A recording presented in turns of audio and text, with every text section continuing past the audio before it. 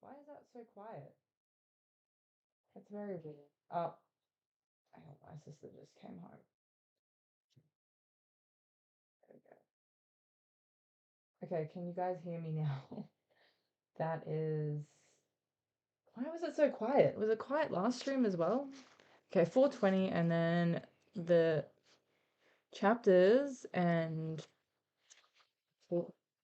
yeah, focus. Let the games continue. Okay, so it ends on page 454. Wow, she's come home and she's really loud. Okay, 1 second, guys.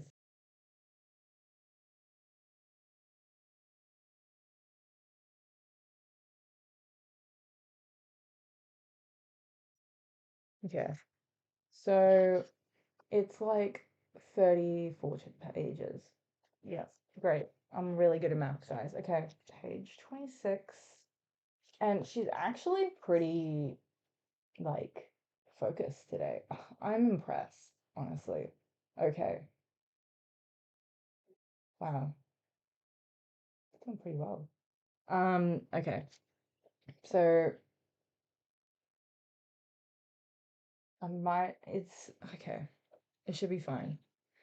It focuses in and out, but it's doing better than usual. Okay, I'm gonna read out the book as we go as well. So if it goes out of focus, you guys are listening to my voice as well. So, okay, chapter 26. I spew the berries from my mouth, wiping my tongue with the end of my shirt to make sure no juice remains. This is after Peter and Katniss have almost eaten the nightlock. Peter pulls me to the lake, where we both flush our mouths with water, then collapse into each other's arms. You didn't swallow any? I ask him. He shakes his head. You? Guess I'd be dead by now if I did. I can see his lips moving in reply, but I can't hear him over the roar of the crowd in the Capitol, and they're playing live over the speakers. So they play the Capitol's cheers over the speakers to be like as a congratulations. That's really interesting, actually. The hovercraft materializes overhead and two ladders drop. Only there's no way I'm letting go of Peter. I want to highlight that bit.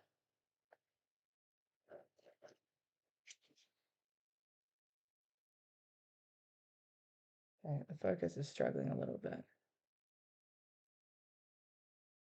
Because Peter is like legit gonna die. Like he's bleeding to death as we speak. Okay. Keep one arm around him as I help him up. We each place a foot on the first rung of the ladder. The electric current freezes and in place. And this time I'm glad because I'm not really sure Peter can hang on for the whole ride. She's out of focus again. Okay. And since my eyes were looking down, I can see that while our muscles are immobile, there's nothing is preventing the blood from draining out of Peter's legs. Interesting, so I'm gonna highlight that part as well.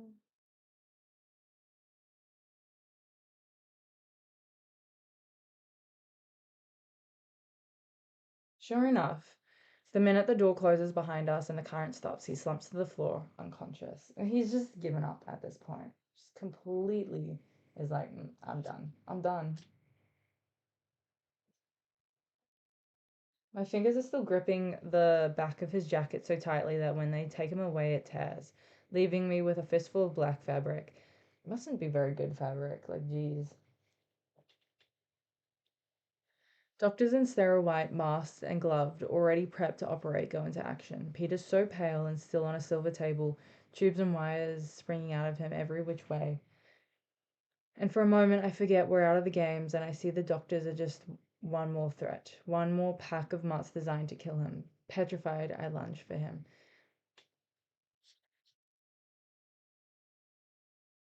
Wow, that's like PTSD if I've ever seen it. Still trying to protect Peter.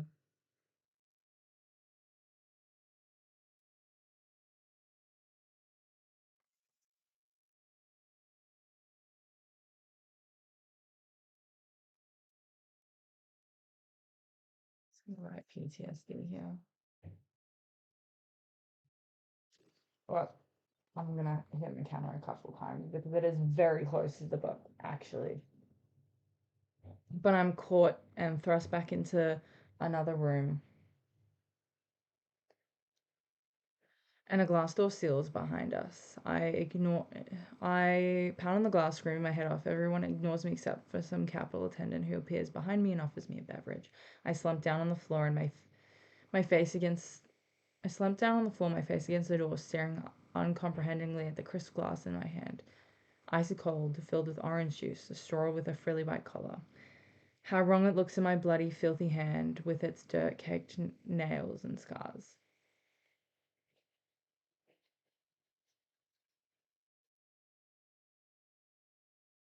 Highlighting this because it's food as well.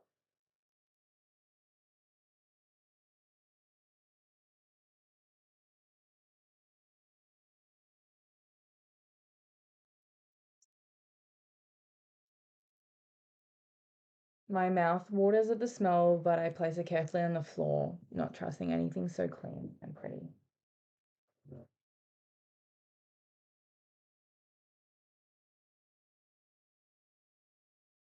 Through the glass, I see the doctors working feverishly on Peter, their brows creased in concentration. I see the flow of liquids pumping through tubes, watch a whirl of dials and lights that mean nothing to me. I'm not sure, but I think his heart stops twice. It's like being home again, where they bring in the hopelessly mangled person from the mine explosion, or the woman in her third day of labor, or the famished child struggling against pneumonia. And my mother and Prim, they wear the same look on their faces. I have to move my book so many times now that it's like literally so close. Now's the time to run away to the woods, to hide in the trees until the patient is long gone, and in another part of the scene, the hammers make the coffin. But I'm held here by both the hovercraft walls and by the same force that holds the loved ones of the dying. How often I've seen them ringed around our kitchen table, and I thought, why don't they leave? Why don't they stay to watch? And now I know. I want to highlight this part because it's Candace kind of changing her attitude as well towards like life.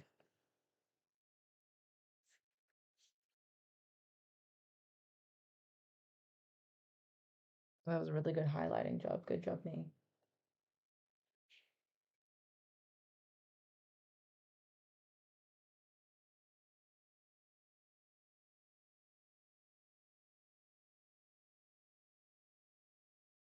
It's because you have no choice. I startle when I catch someone staring at me from only centimeters away and realize it's my own face reflecting back at the glass.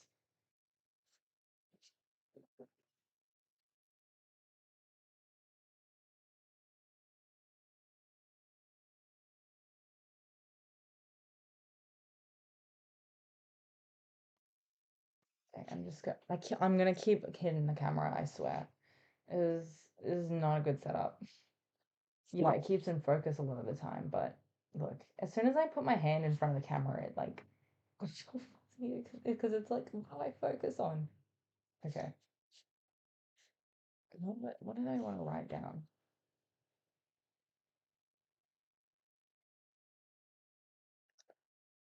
That's right. That's what I was gonna write.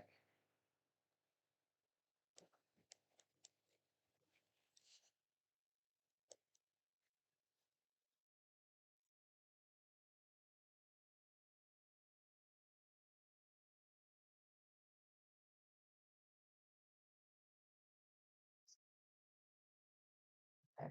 Wow. Now you can see how messy my handwriting really is. Okay. Katniss changing due to trauma.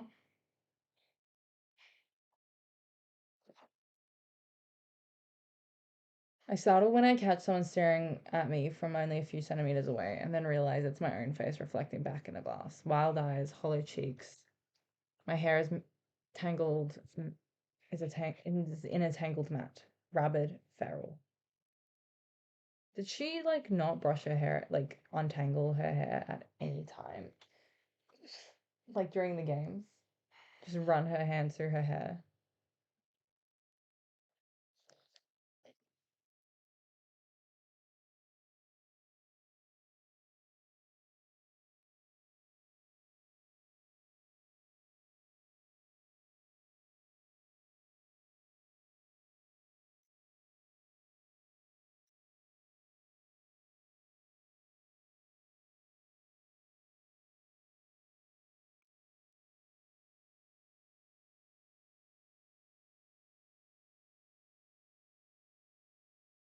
an animal like the capital believes the districts to be.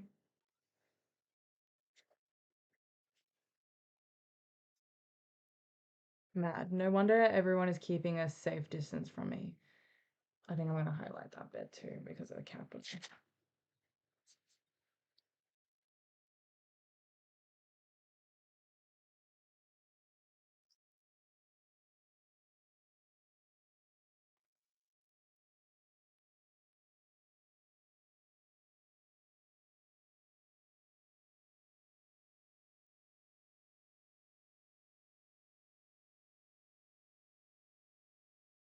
I'm trying to write something down here.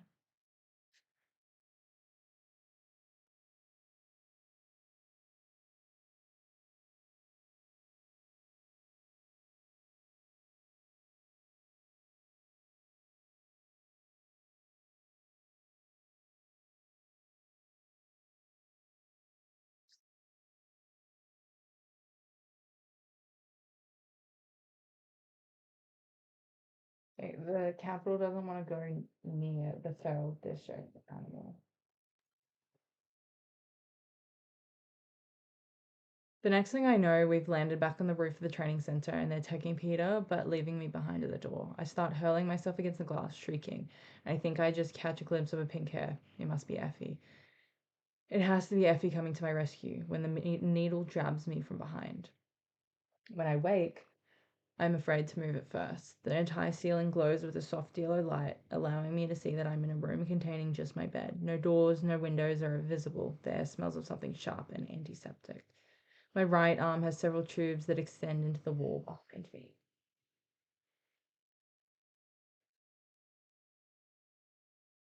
I'm naked, but the bedclothes are soothing against my skin. I tentatively lift my left arm above the cover. Not only has it been scrubbed clean, the nails are filed in perfect ovals. The scars from the burns less prominent. I touch my cheek and my lips and puckered scar above my eyebrow, and I'm just running my fingers through my silken hair when I freeze. Apprehensively, I ruffle the hair by my left ear. No, it wasn't an illusion. I can hear again. I'm gonna highlight that as well.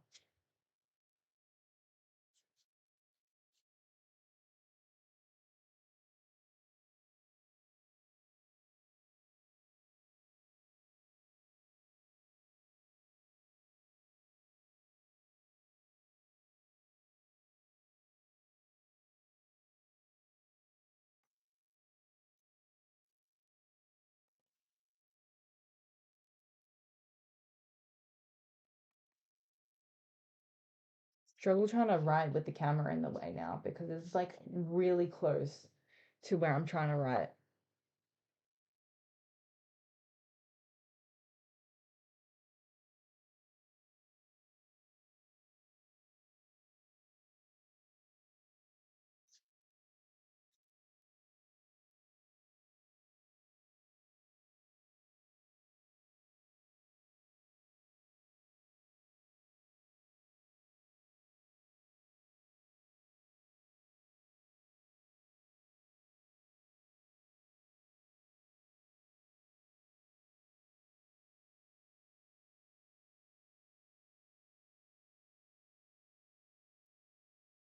The capital won't leave Candace with a disability.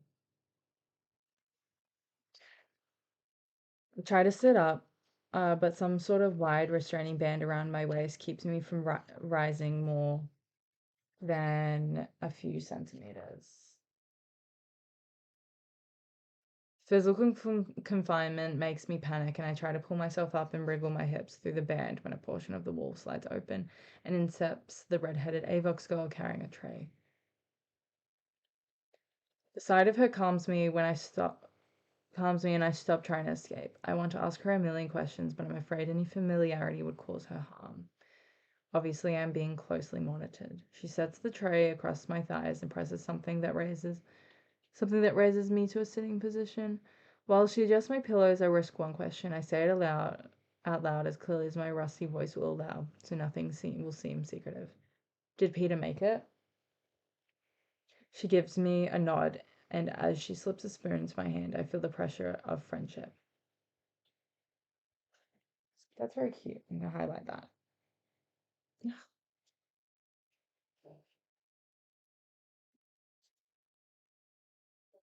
I'm gonna write a note someone Katniss trusts as well here.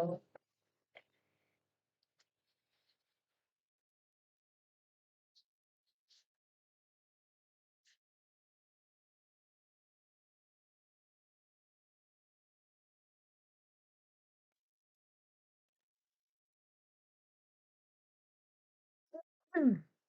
I guess she did not wish me dead after all. And Peter had made it, of course he did, with all their expensive equipment here. Still, I hadn't been sure until now.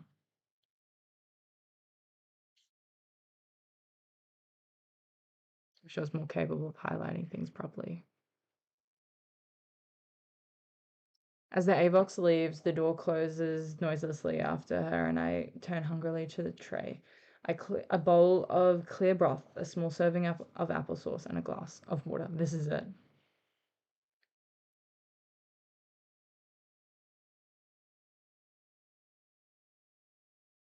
Think grouchily.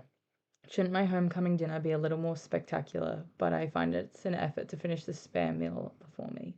My stomach seems to have shrunk to the size of a chestnut, and I have to wonder how long I've been out because I had no trouble eating a fairly sizable breakfast the last morning in the arena. There's usually a lag of few days between the end of competition and the presentation of the victor so that they can put the starving, wounded mess of a person back together again. Somewhere, Cinna and Portia will be creating our wardrobes for the public appearances. I'm going to highlight this bit in a minute as well, if it focuses. Great, it'll focus. Yeah, there we go. Hamish and Effie will be arranging the banquet for our sponsors, reviewing the questions for our final interviews. Back home, District 12 is probably in chaos as they try and organize the homecoming celebrations for Peter and me, given that the last one was close to 30 years ago. Okay, so I'm going to highlight basically this paragraph because it tells us how the Hunger Games works. So I'm just going to say there's like usually a lag and then all the way to this part.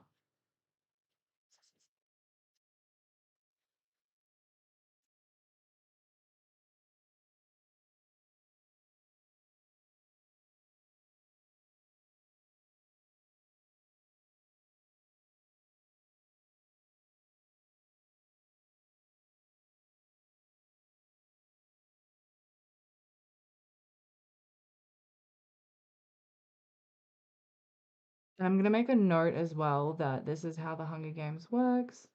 This is how post Hunger Games it works.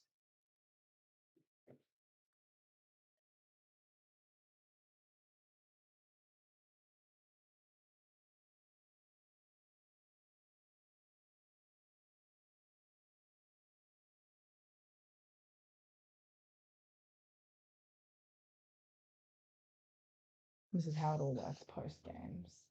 What if it's gonna will adjust here? Okay. Home. Prim and my mother, Gail. Even the thought of Prim's scruffy old cat makes me smile. Soon I will be home.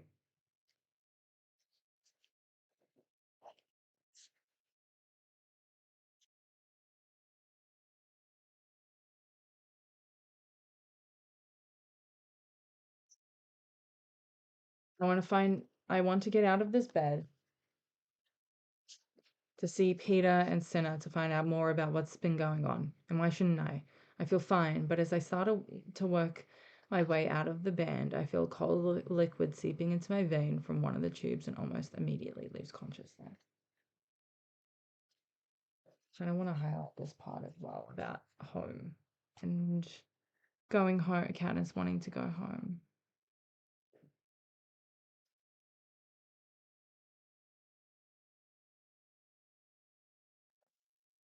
This happens on and off for an indeterminate amount of time. My waking, eating, and even though I resist the impulse to try and escape the bed, being knocked out again. I seem to be in a strange, continual twilight. Only a few things register. The red-headed Avox girl has not returned since the feeding. My scars are disappearing, and do I imagine it, or do I hear a man's voice yelling, not in the capital accent, but in the rougher cadences of home? and I can't help but having a vague, comforting feeling that someone's looking out for me. And I want to highlight this part as well because that is actually Haymitch protecting Katniss from what we found out from Cinna in like a couple of pages or so, that they wanted to give her breast implants to make her, or like make her look bigger and less like district sickly, you know what I mean? Like because she doesn't have enough food at home, she's very small. So they wanted to like adjust her to make sure she looks bigger. One of those things being breast implants, and Hamish is arguing with people to make sure they don't do that.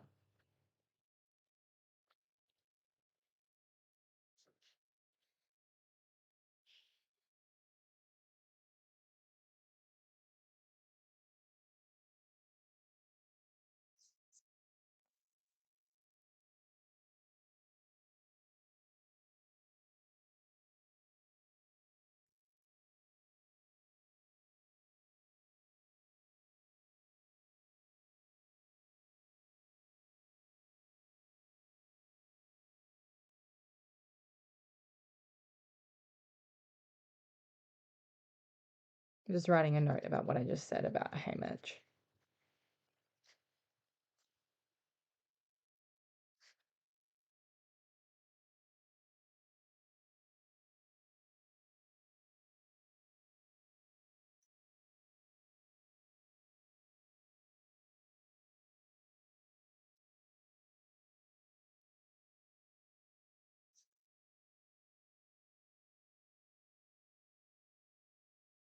So Hamish is ensuring the Capitol don't do enhancement surgeries on Katniss.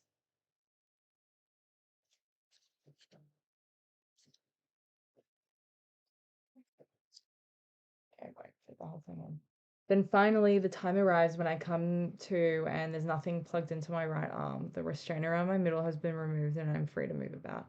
I start to sit up, but I'm arrested by the sight of my hands. The skin's perfection, smooth and glowing. Not only are the scars from the arena gone, but those accumulated over years of hunting have vanished without a trace. My forehead feels like satin, and when I try to find the burn on my calf, there's nothing.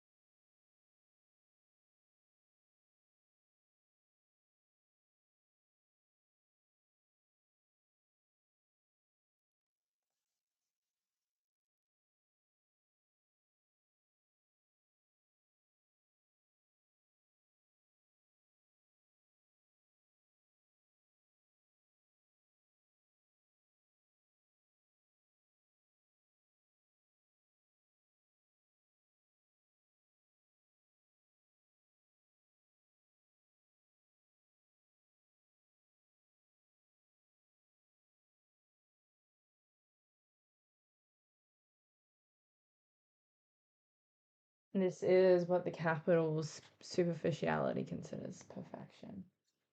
It's not quite this softly, but well, I don't know. Okay, there we go.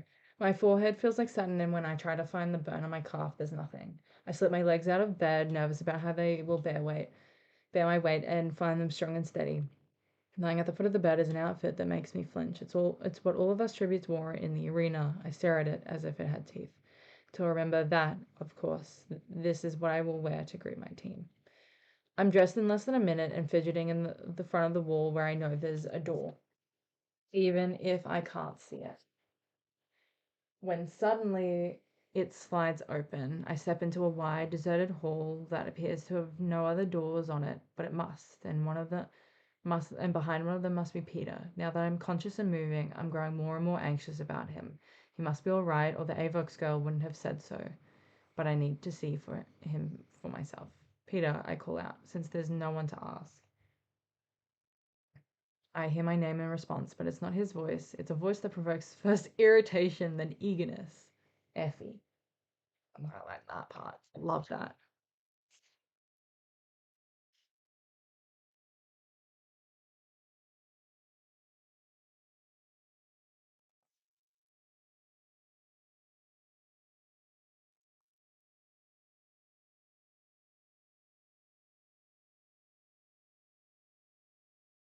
And I think we find out from Sunrise on the Reaping that Hamish thinks fairly similar of Effie.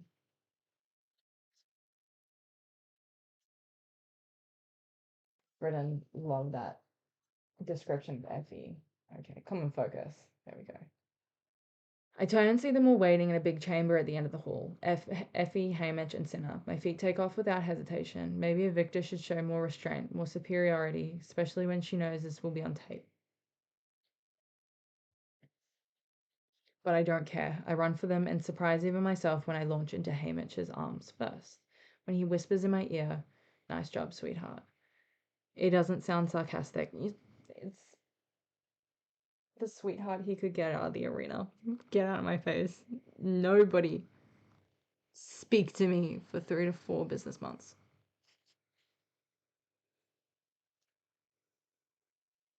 And I'm literally going to write that for a note for myself in the future when I see it. And I'm going to cry when I see it next time.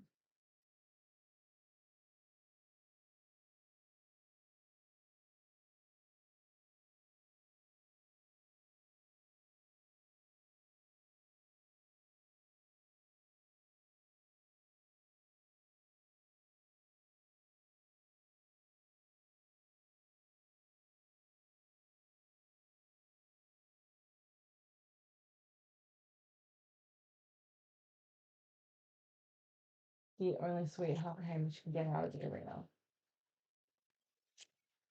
Okay. There we go. It, I'll highlight it doesn't sound sarcastic. It's because he actually is very much like loving of his sweetheart, Katniss. Effie's somewhat teary and keeps patting my hair and talking about how she told everyone we were pearls. Effie! Cinna just hugs me tight and doesn't say anything. Then I notice Portia is absent and get a bad feeling.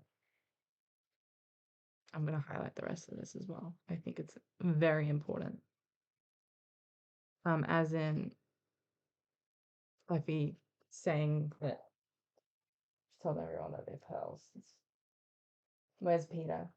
Is she with Peter? Where's Portia? Is she with Peter? Is he alright? Is he is alright, isn't he? I mean, he's alive. I blurt out. I feel like I'm gonna rip this off the book. Trying really hard not to. He's fine. Only they want your reunion live on air at the ceremony, says Hamish. Oh, that's all I say.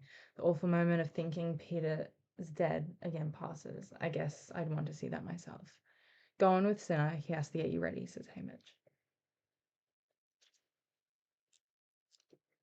It's a relief to be alone with Cinna, to feel his protective arm around my shoulders as he guides me away from the cameras down a few passages and to an elevator that leads to the lobby of the training center. The hospital then is far underground, even beneath the gym where the tributes practice tying knots and throwing spears. The windows of the lobby are darkened, and a handful of guards stand on duty.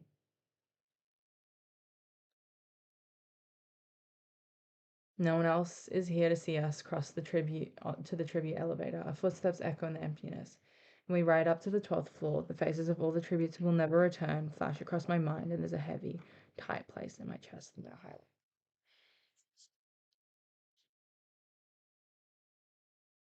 Being the last one left.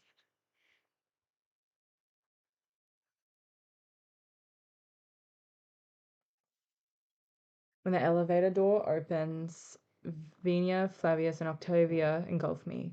Talking so quickly and ecstatically, I can't make out their words. The sentiment is clear, though. They are truly thrilled to see me, and I'm happy to see them too. Although not like I was to see Cinna. It's more in the way one might be glad to see an affectionate trio of pets at the end of a particularly difficult day. That's very funny. She doesn't really see them as human. Yeah.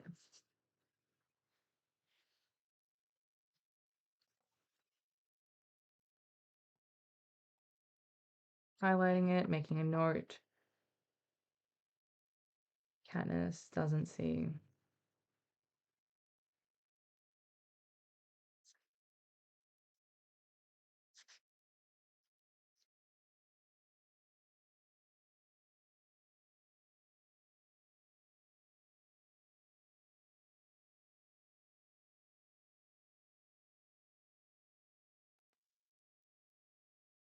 Candace doesn't see the Capitol civilians as human either. Right. They sweep me into the dining room and I get a real meal, roast beef and peas and soft rolls.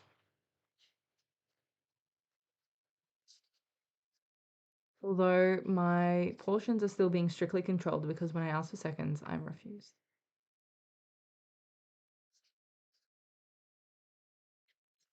No, they don't want it all coming back up on stage, says Octavia, but she secretly slips me an extra roll under the table to let me know she's on my side, which is very cute.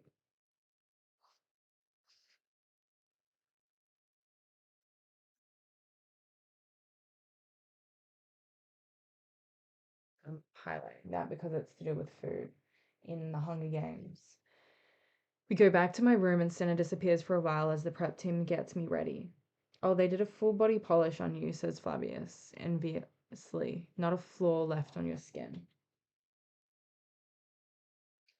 But when I look at my naked body in the mirror, all I can see is how skinny I am. I mean, I'm sure it was worse when I came out of the arena, but I can easily count my ribs. They take care of the shower settings for me and they go to work on my hair, nails, and makeup when I'm done. They chatter so continuously that I barely have to reply, which is good since I don't feel very talkative. It's funny because even though they're rattling on about the games, it's all about where they were or what they were doing or how they felt when a specific event occurred. I was still in bed. I had just had my eyebrows dyed. I swear I nearly fainted. Everything is about them, not the dying boys and girls in the arena.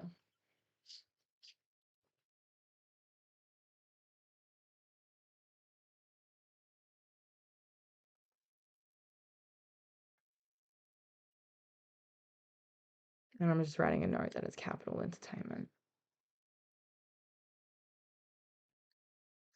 It's becoming really difficult to annotate as I get towards the end of the book. Um, and also because the camera's in the goddamn way. It's very much in the way today because I've had it so close to the book. I should take a photo of myself, actually, then like post it on my Instagram for everyone to see.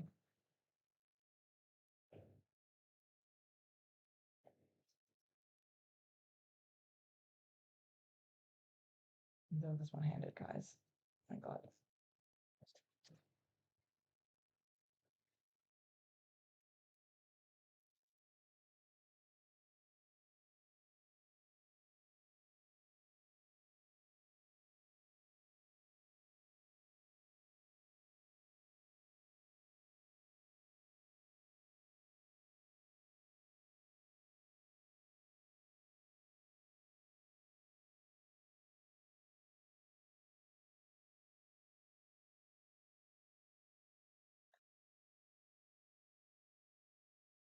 And I should highlight on the page before as well.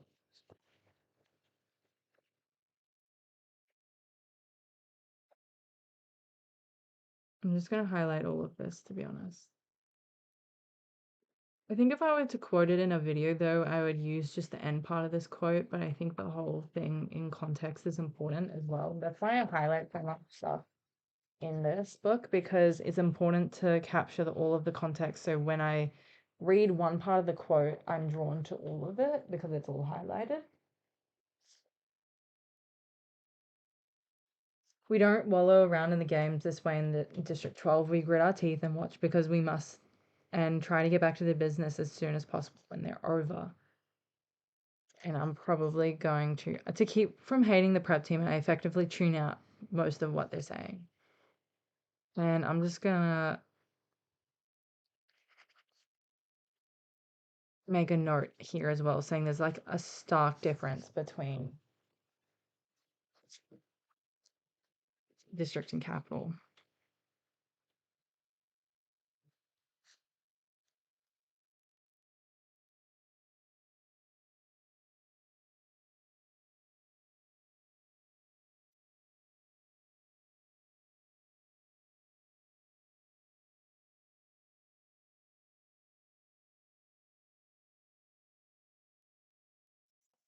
Right, that's fine. Cinna comes in with what appears to be an unassuming yellow dress across his arms. Have you given up the whole girl on fire thing? I ask. You tell me, he says, and slips it over my head. I immediately notice the padding over my breasts and in curves that hunger has stolen from my body. My hands go to my chest and I frown. They're making her look desirable, which is not good.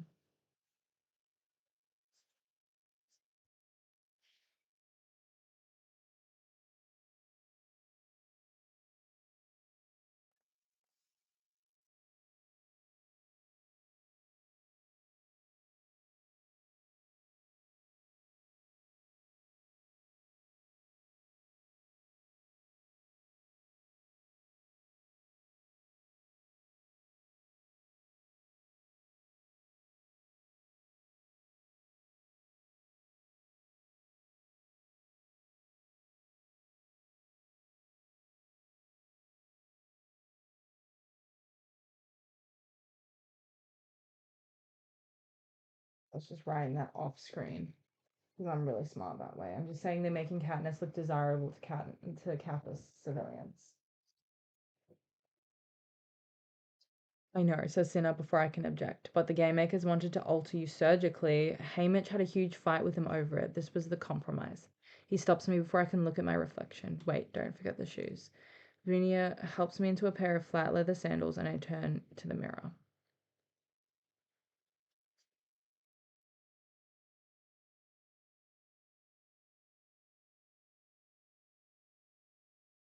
See, like I said before, Haymitch is very much protecting Katniss where he can.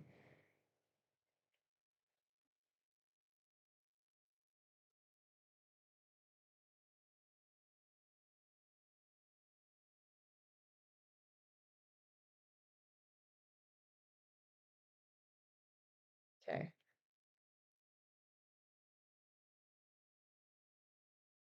What was I up to? I'm still the girl on fire. The sheer fabric softly glows. Even the slight movement in the air sends a ripple up my body. By comparison, the chariot costume seems garish. The interview dress too contrived. In this dress, I give the illusion of wearing candlelight. What do you think, asks Cinna. I think it's the best yet, I say. When I manage to pull my eyes away from the flickering fabric, I'm in for something of a shock. I'm thinking of like highlighting this part as well. Hang on. Because I think that it's a good description of the clothing Cinna makes for Katniss. And I personally just like the descriptions of the clothing. Trying to keep as much of my annotation on screen as I can as I'm trying to like get around my camera right now. My hair's loose, held back by a simple hairband. The makeup round and fills out the sharp angles of my face. A clear polish coats my nails. The sleeveless dress is gathered at my ribs, but not my waist, largely eliminating any help the padding would have given my figure. Can you hear that in the background? I think that's my cat trying to get into my room.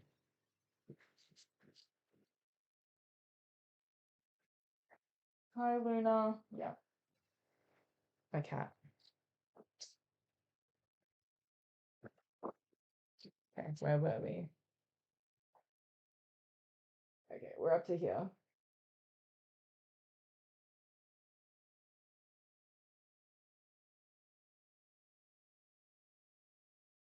My cat is trying to get into my recording area. Luna, let's not do that. Okay, she's very close. Okay, where was I up to? The hem falls just to my knees without heels. You can see my true stature. I look very simply like a girl, a young one, 14 at most, innocent, harmless. Yes, it is shocking that Cinna has pulled this off when you remember I've just won the game. So this part here, and I think yeah, this is a very calculated look. So Katniss realizes this because she stood up the Capitol, and Cinna knows that she needs to look in a particular way, because, well, she rebelled against the capital and they need to help her as much as they possibly can.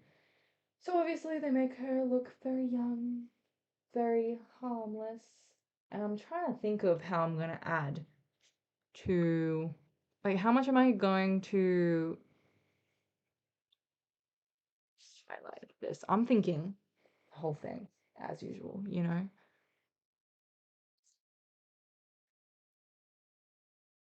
And I'm just going to write a note that Cinna knows that Katniss has performed an act of rebellion and needs to help her as much as possible. And I'm gonna write exactly that as an annotation.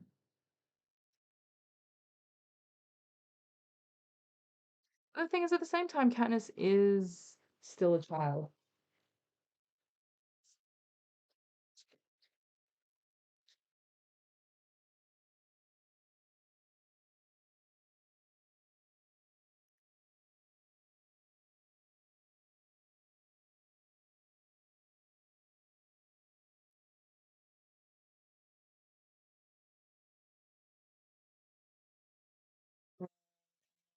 Over here.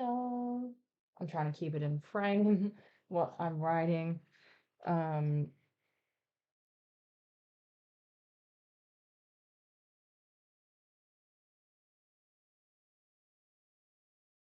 I'm gonna write Cinna knows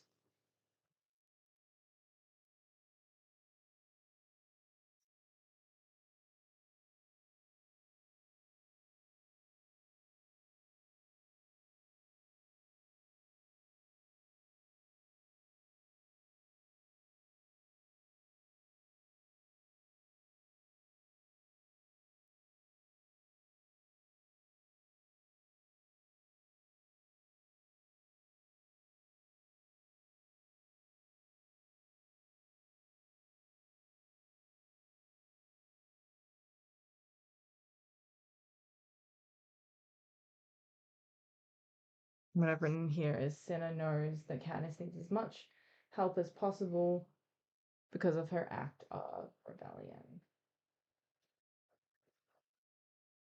And in focus, yes. It's just coming in and out of focus because of how um how much I'm moving it around. This is a very calculated look. Nothing Cinna designs is arbitrary. I bite my lip, trying to figure out his motivation. I thought it would be something more sophisticated looking, I say. I thought Peter would like this better, he answers carefully. Cinna knows. Cinna definitely knows. But the thing is, with this is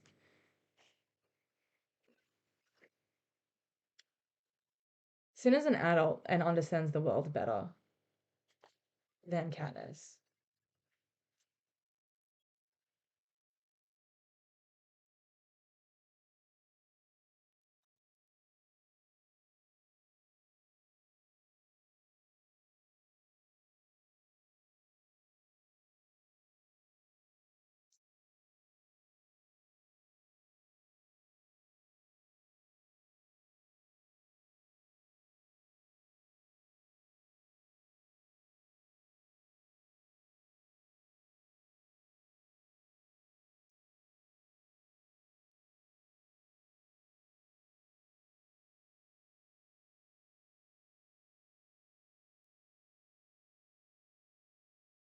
Peter, no, it's not about Peter, it's about the capital and the game makers and the audience.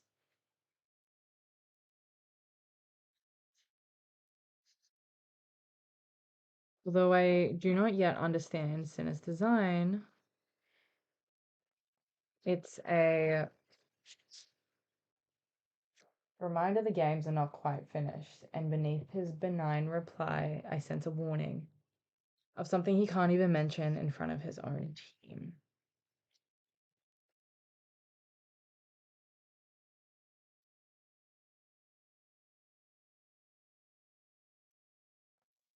Okay.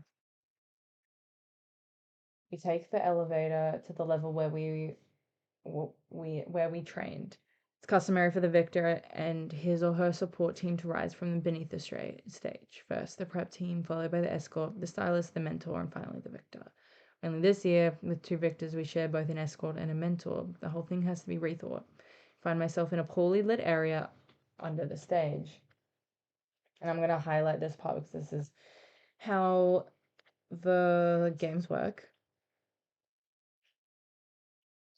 And every time I see this from Suzanne Collins, his or her, instead of using the pronoun they, I realize how old this book actually is because it wasn't as much of a thing to be using they them pronouns in writing as it is now because the binary was still very much a big thing. So you only think in binary gender and pronouns.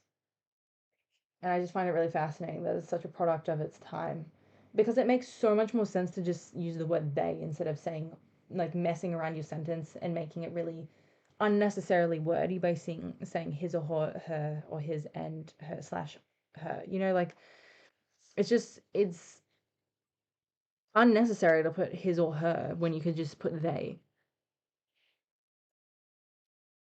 Or in this case, it would be customary for the victor and their support team instead of being like all wordy, you know. Okay, I find myself in a poorly lit area under the stage. A brand new metal plate has been installed to transport me upwards. You can still see small piles of sawdust, smell fresh paint. Stinner and the prep team peel off to change into their own costumes and take their positions, leaving me alone. In the gloom, I see a makeshift wall about 10 meters away and assume Peter's behind it. The rumbling of the crowd is loud, so I don't notice Hamish until he touches my shoulder. I spring away, startled, still half in the arena, I guess. Lucy Gray does something like this, actually, at the end of her games in front of snow.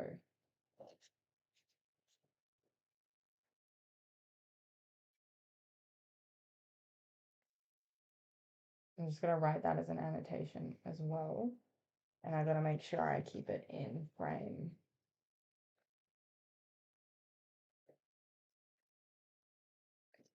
Write that.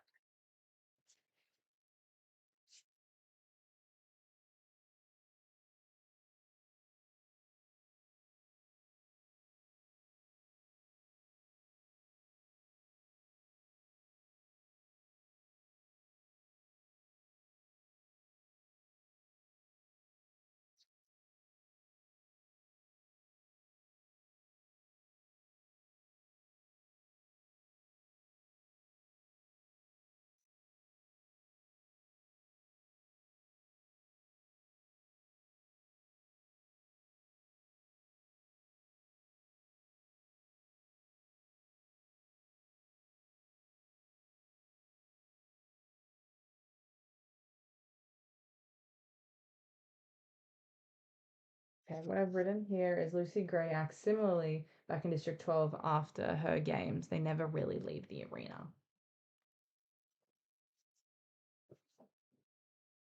Easy, just me. Let's have a look at you. Hamish says. I hold out my arms and turn once. Good enough. It's not much of a compliment, but what I say. Hamish's eyes shift around my musty holding space, and he seems to make a decision. But nothing. How about a hug for luck? Okay. That's an odd request from Hamish, but after all, we are victors. Maybe a hug for luck is in order. Only, when I put my arms around his neck, I find myself trapped in his embrace. He begins talking, very fast, very quietly in my ear, my hair concealing his lips. Listen up. You're in trouble. Word is the Capital's furious about you showing them up in the arena. The one thing they can't stand is being laughed at, and they're the joke of Panam, says Hamish. I highlight this because it's important to the whole concept of the novel. How long is this goddamn chapter? Oh, we're almost done. And then on to the very last chapter.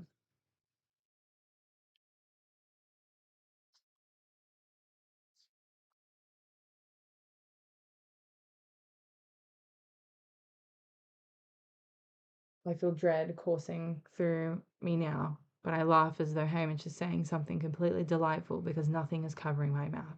So what? Your only defense can be you were so madly in love you weren't responsible for your actions. Hamish pulls me back and adjusts my headband. Got it, sweetheart? You could be talking about anything now. Got it, I say. Did you tell Peter this? Don't have to, says Hamish. He's already there. But you think I'm not? I say, taking the opportunity to straighten a bright red bow tie a sinner must have wrestled him into. A bright red bow tie. Bright red. Bright red. What is the significance of a bright red bow tie? Why bright red? Question. Seriously. What are we doing?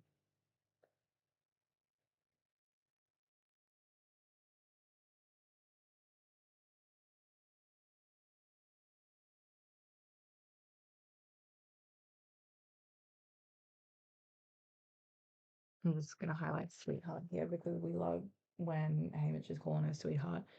Okay, got it. Did you tell Peter this? Don't have to. Says Hamish is already there.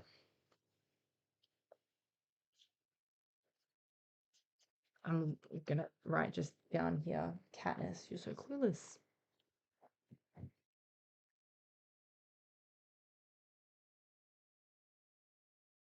Oh my god, it's so difficult to write at the end of this book.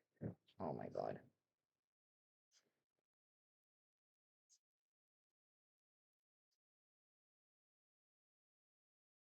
So, literally, Katniss, you are so clueless. And then next page, I think, does she realize it at this point, or is it when she has a conversation with Peter later? Since when does it matter what I think, says Hamish, because Katniss doesn't take orders from Hamish ever.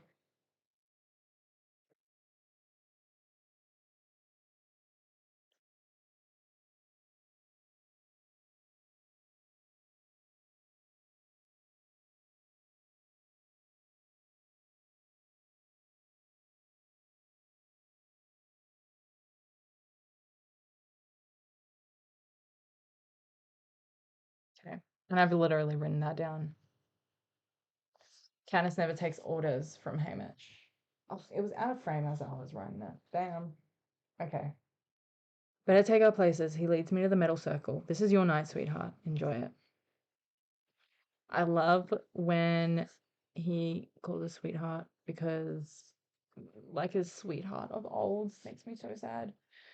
He kisses me on the forehead and disappears into the gloom.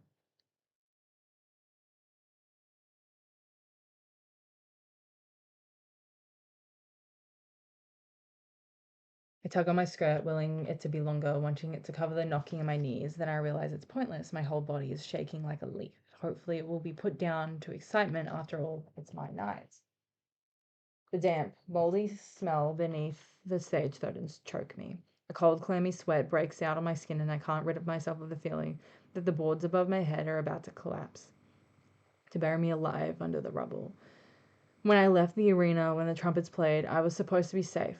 From then on, for the rest of my life. But if when what Hamish says is true, and he's got no reason to lie, I've never been in such a dangerous place in my life. I'm going to highlight that part and write a little annotation about how the games never end.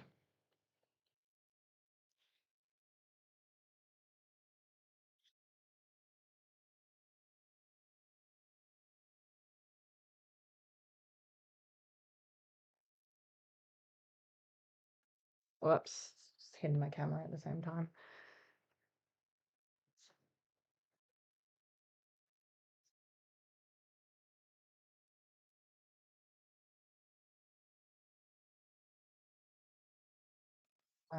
And I've just written the games never end. So much worse than being hunted in the arena. There, I could only die. End of story. But out here, Prim, my mother, Gail, the people of District 12, everyone I care about back home could be punished if I can't pull off the girl driven crazy by love scenario Hamish has suggested. Considering highlighting like most of the page, guys, right now. I am considering it. Well, it's important for Katniss's inner monologue, yeah? So why not just highlight? Why don't I just go back and highlight the entirety of the novel? I think that'd be a good idea.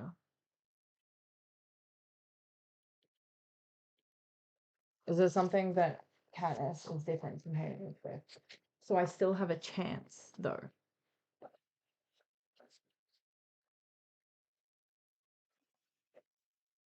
Haymitch never considered having a chance.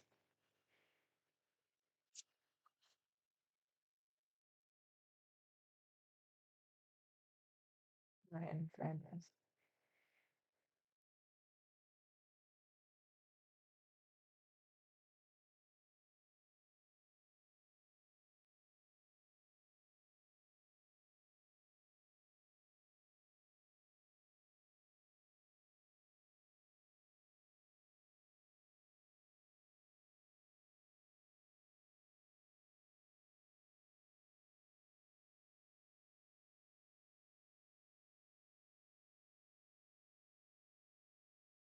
What I've written here, if it will focus properly. Ew, focus. I guess it won't focus properly. Goddamn. Haymitch never considered still having a chance in Sunrise and the Reaping, a difference between them. Funny, in the arena when I poured out those berries, poured out those berries. Feel like the wrong word. I was only thinking about smarting the game makers, not how my actions would reflect on the capital.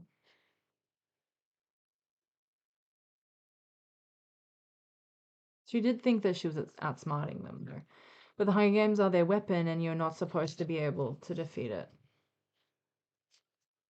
This is all important. This is all of it. Every single bit. It's all important. So now the capital will is active. Act as if they've been in control the whole time.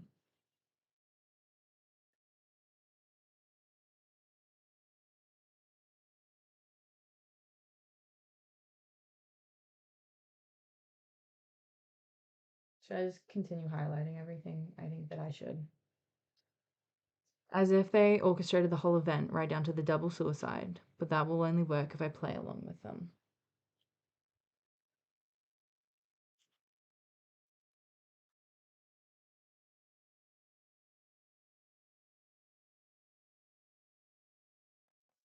And Peter will suffer. Hello, focus. Okay. Peter will suffer too if this goes wrong, but what was it Hamish said when I asked if he told Peter the situation, that he had to pretend to be desperately in love? Don't have to, he's already there. Already thinking ahead of me in the games again and well aware of the danger we're in, or already desperately in love. I don't know. I haven't even begun to separate my feelings about Peter. It's too complicated. What I did as a part of the games as opposed to what I did out of anger at the capital, or because of how it would be viewed back in District 12, or simply because it was the only decent thing to do, or what I did because I cared about him. And that's really important because of their relationship. Katniss's relationship with Peter is incredibly layered. And this is a very good example of that.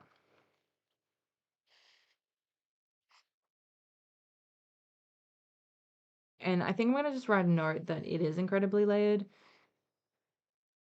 So much of Katniss's confusion around her relationship with Peter comes from the fact that she's acting on multiple fronts. Like she is acting because like she's in defiance of the capital. They're forcing her to act in a particular way. She feels obligated to bring Peter back to District 12 because she would be looked poorly on, but she also cares about him. So there's so many different things to factor in when talking about their relationship. Like there's a feeling of obligation, but at the same time she would do it anyway because that's her relationship. That's to do with her relationship with Peter.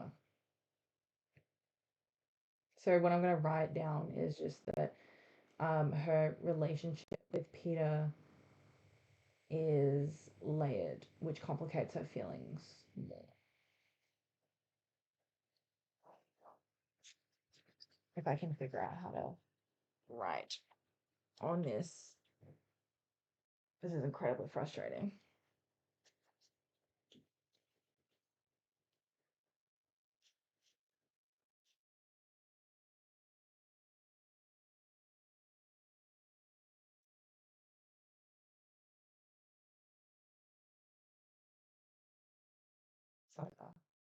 focus, please.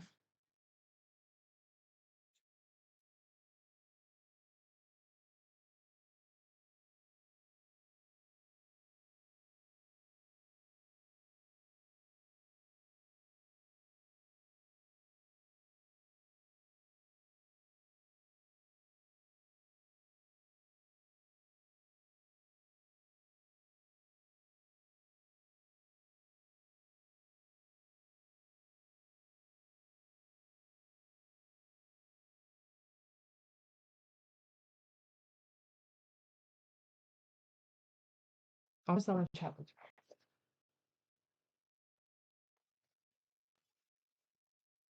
These are questions to be unraveled back home in the peace and quiet of woods when no one is thinking.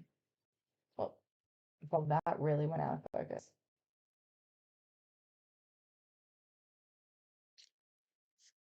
Oh my god, did it break? Fully broke.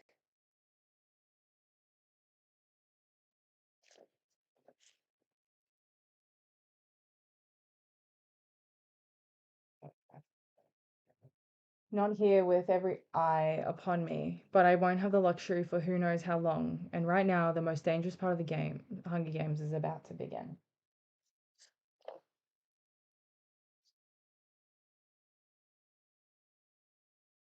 She never really gets that luxury, does she?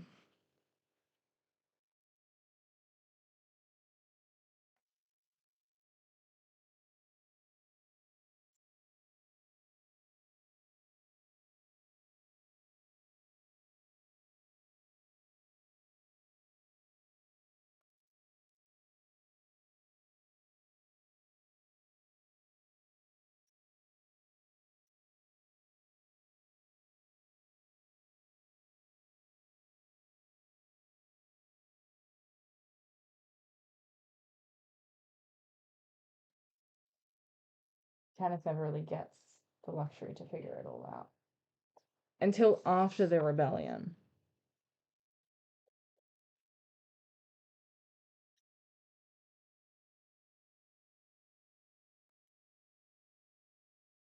Yeah.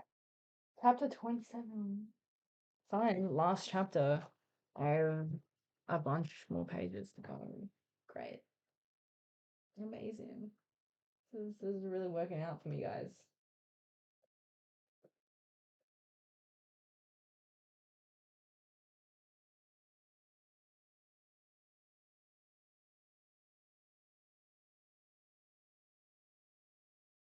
Okay, last chapter, and then we'll do Catching Fire next week. Focus, please. The anthem booms in my ears, and I hear Caesar Flickerman greeting the audience. Does he know how crucial it is to get every word right from now on? He must. He will want to help us. He does not. He does not care.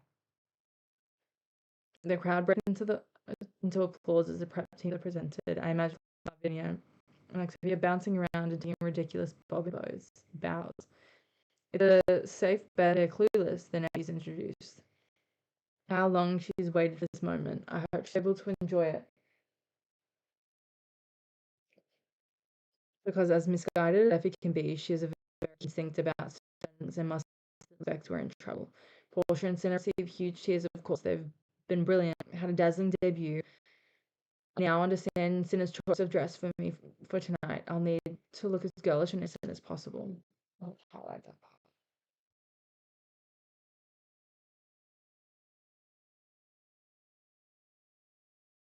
Hamish's appearance brings a round of stomping that goes on for at least 5 minutes. Well, he's accomplished a first, keeping not only one but two tributes alive. What if he hadn't warned me in time? Would I have acted differently? Flaunted the moment with the berries in the capital's face? No, I don't think so. But I could easily have been a lot less convincing than I need to be now, right now, because I can feel the plate lifting me to the stage. Damn, Katniss.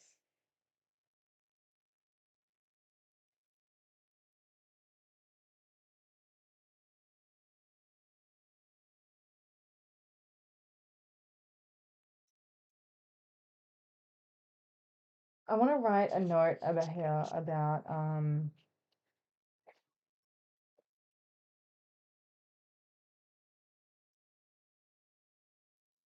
how Susan Collins has written this. Oh, because I've written a couple notes about this throughout the book, is that Susan Collins has like longer paragraphs as Katniss panics and surveys her environment.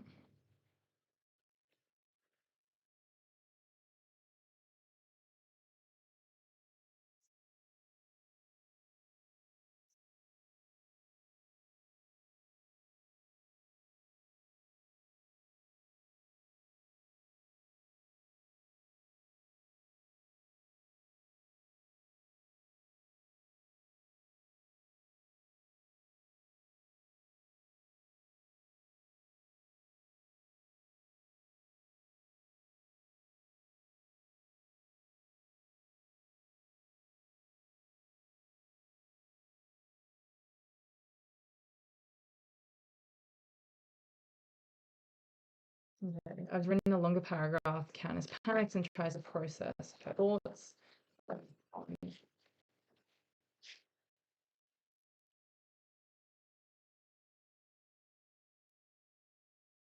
What was I up to? Okay. Blinding lights, the deafening roar rattles the metal under my feet. Oh, this is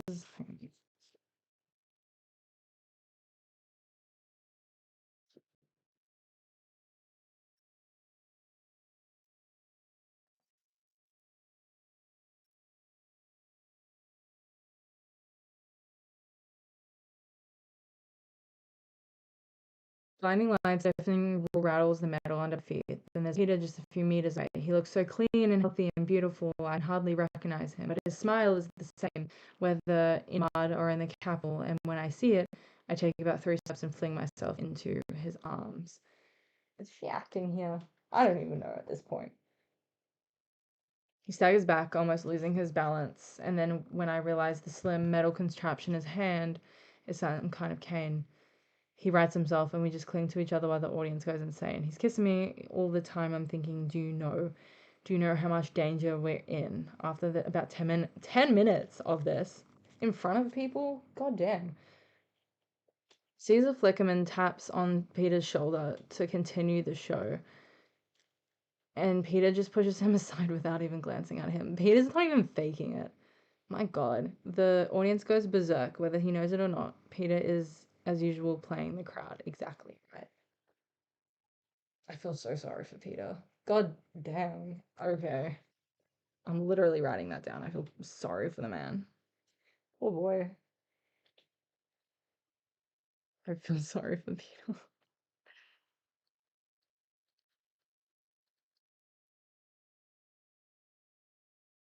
He doesn't know.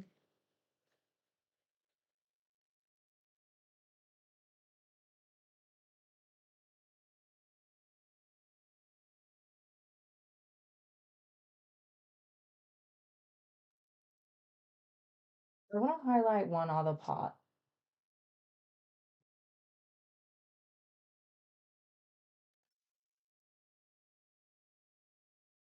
As soon as it focuses, I'll tell you what part I'm about to highlight. There we go.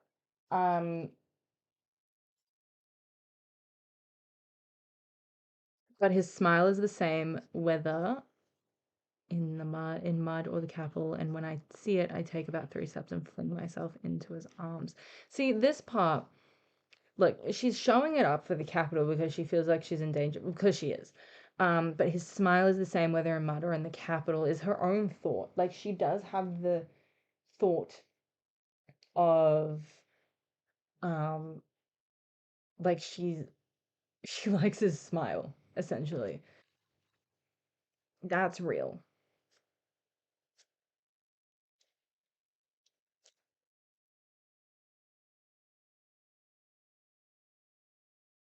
Finally, Hamish interrupts us and gives us a good-natured shove towards the victor's chair. Usually, this is a single ornate chair from which the winning tribute watches a film of the highlight of the games, but since there are two of us, the game makers have provided a plush red velvet couch. Small one. My mother would call it a love seat, I think.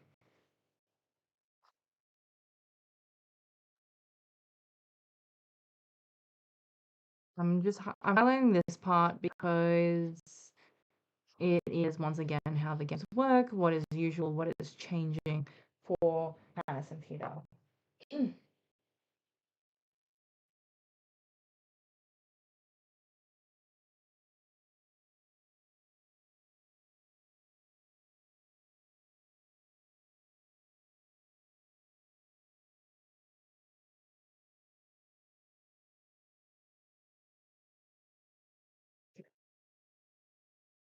Sits close to Peter that I'm practically on his lap. The one look from him tells me it isn't enough. Kicking off my sandals, I tuck my feet to the side and lean my head against Peter's shoulder.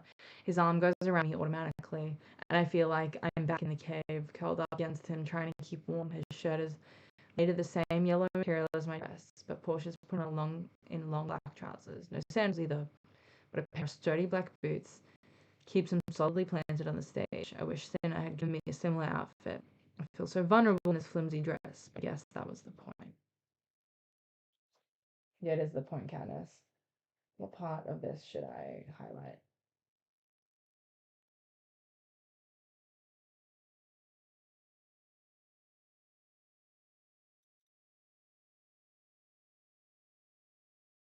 I don't want to highlight the entire paragraph. Like, I keep saying this. Like, I'm highlighting too much of this book.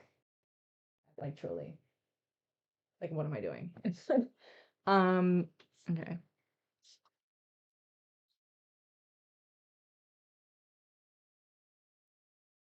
I want to highlight the outfit because it's significant to what they're trying to portray to the capital audience.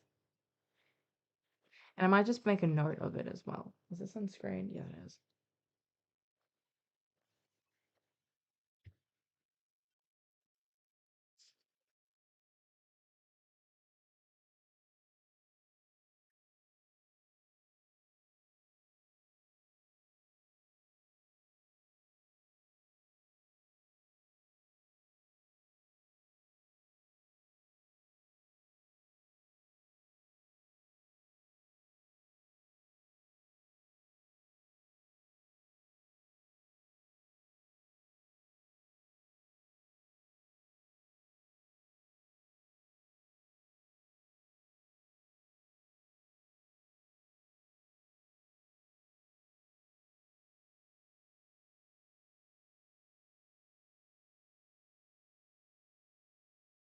Literally written that on here. It was just okay.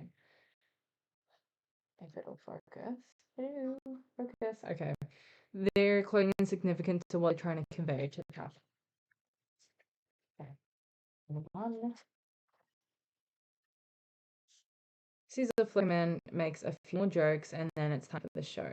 This will last exactly 3 hours and is required viewing for all of Panama. That's crazy. 3 hours and he's gonna sit there. I'm not for something like that. Long off interview. As lights dim and the seal is on the screen, I realize I'm unprepared for this. I do not want to watch my 24 fellow tributes die. I saw enough of them die the first time. Well, here comes some more PTSD for Katniss. Sorry, girl. Like, my heart starts pounding and I have a strong impulse to run. Fight or flight, and who definitely goes for flight. How have the other victors faced this alone? During the highlights, they periodically show the winner's reaction oh, up on a box in the corner of the screen. I think back to the earlier years. Some are triumphant, pumping their fists in the air, beating their chests. Most just seem stunned. All I know is that the only thing keeping me on this love seat is Peter, his arm around my shoulder. His other hand claimed by both of mine. Of course, the previous victors didn't have the capital looking for a way to destroy them. I'm gonna try this part of the sentence here. Down here.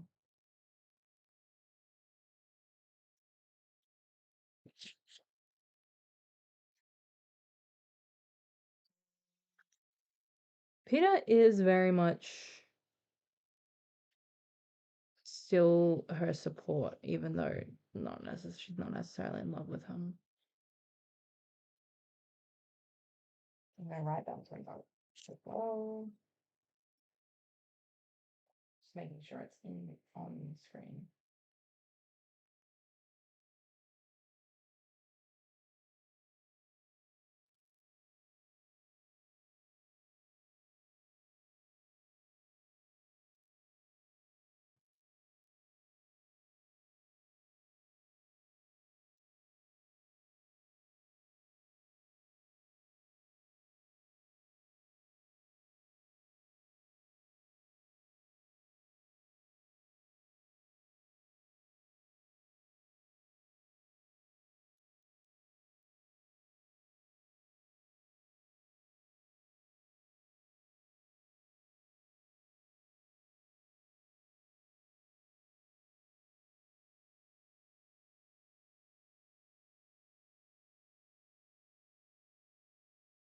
What I've written is Peter is very much a support, even if she isn't a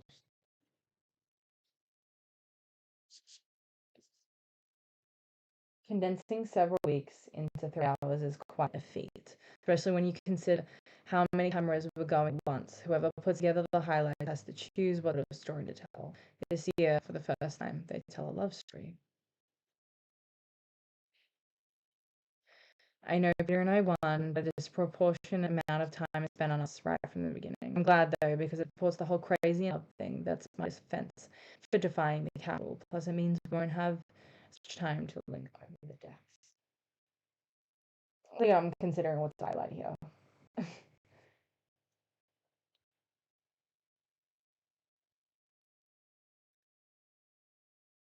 Hear me out. I just highlight all it as usual.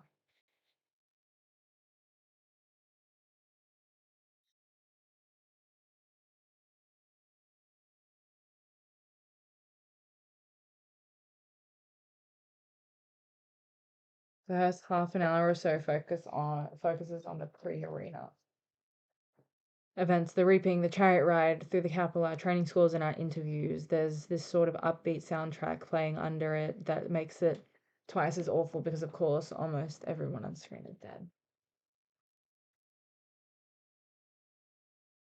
Once we're in the, I might actually highlight this part.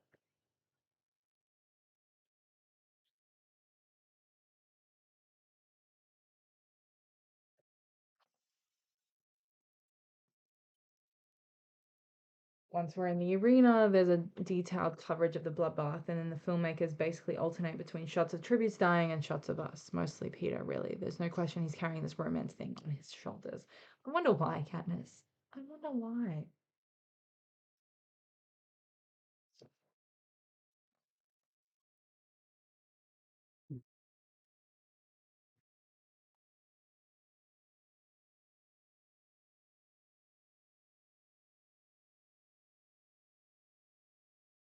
It's literally what I'm writing down. I wonder why, Katniss. Yeah. Clueless. Still, and we're like in the last chapter, and she's got not a damn clue.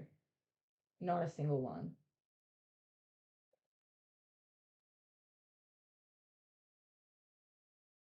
Now I see what the audience saw, how he misled the careers about me, stayed awake the entire night under the tracker jacket tree. Did he? How did he escape that? I guess that's why he escaped it better than everyone else. Well, not really. Because if he saw it fall, was he just sitting there being like, what is she doing? And then suddenly he's being attacked by tracker jackets. Told Cato to let me escape, and even while he lay in the mud bank, whispered my name in his sleep. Peter! God, what a simp. Um, hang on. Yeah. Head over heels, man. That's kind of crazy that he's whispering her name in his sleep. You know, I seem heartless in comparison, dodging fireballs, dropping nests, and blowing up supplies until I go hunting for Rue. They play her death in full. The spearing, my failed rescue attempt, my arrow through the boy with District 1 throat. District 1's throat, Rue drawing her last breath in my arms, and the song, I get to sing every note of the song. Something inside me shuts down, and I'm too numb to feel anything. It's like watching complete strangers in another Hunger Games.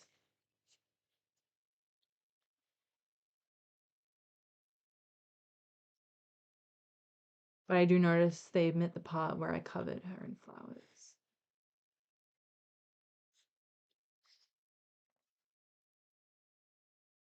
And I'm writing down here PTSD, if I can manage to write it. There we go. PTSD. Right, because even that smacks of rebellion.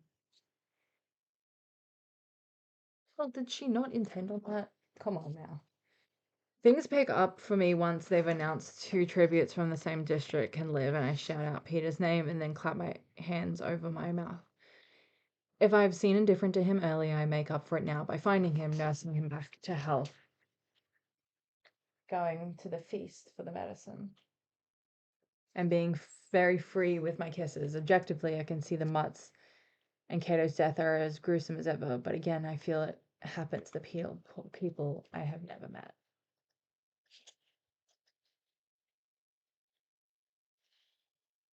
Highlighting that again, more PTSD here. She's disassociating.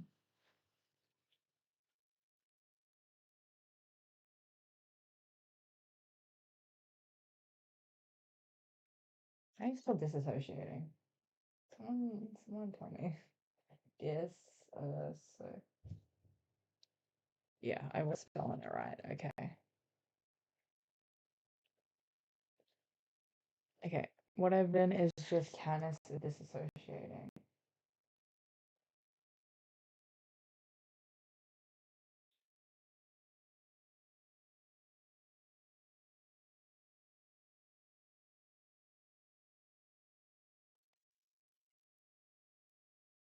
And then comes the moment with the berries. I can hear the audience hushing one another, wanting to miss anything. A wave of gratitude to the film like sweeps over me when they end, not with the announcement of a victory, but me pounding the glass of the class door at hovercraft, screaming Peter's name as I try to revive that. In terms of survival, it's my best moment all night. President Snow himself takes the stage, and we rise. The anthem's playing again. We rise as President Snow himself takes the stage, followed by a little girl carrying a cushion that holds the crown. There's just one crown, though, and you can hear the crowd's confusion. Whose head will he place it on? Till President Snow gives it a twist, and it separates into two halves. He places the first around Peter's brow with a smile. He's still smiling when he settles the second on my head, but his eyes, just centimeters from mine, are as unforgiving as a snake's. I'm going to highlight this part because it's also how the games work.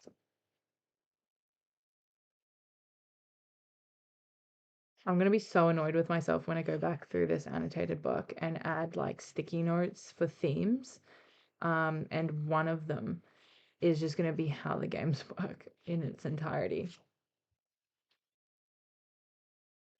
That's when I know that even though both of us could have eaten the berries, I am to blame for having the idea. I'm the instigator. I'm the one to be punished. Also gonna highlight this because I'm of the direct belief that no, even though she's the instigator, Peter very much was a rebel at the same time. Let me go back to when they ate the berries. Give me a minute. Let me just go through it. Okay, I want to point this out to you. Hang on. Okay, see how he says here, hold them out. I want everyone to see, he says. He makes it worse. Peter is not like just, like, Candace isn't just the instigator. Peter very much is like, this is an act of rebellion. We're showing up the capital. He's aware of what he's doing alongside Candace. Like, he is also, like, everyone thinks of Peter as so weak and they underestimate him when in reality they should not be doing that. I'm just gonna say, like, Peter should not be underestimated and as a rebel either.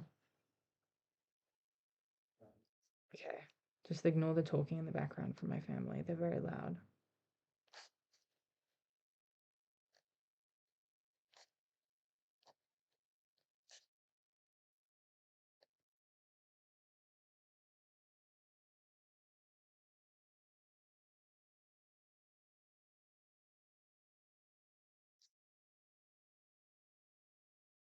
That's what I've just written down. Peter should not be underestimated as a rebel either. Did I spell that right? I didn't see the I in either. There we go. My God, okay. I just bumped my camera again. Much bowing and cheering follows. My arm is about to fall off from waving when Caesar Flickerman finally bids the audience good night, reminding them to tune in tomorrow for the final interviews as they have, as if they have a choice. They have to watch it.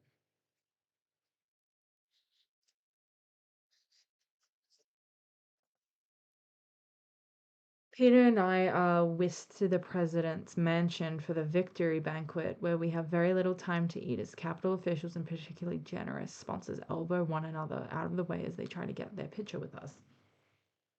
This is important to note because imagine all of the career tributes, in particular Finnick, um, having being a part of this victory banquet, because he got sponsors because he was desirable. So this is their way of presenting themselves to the victor and being like, you owe us.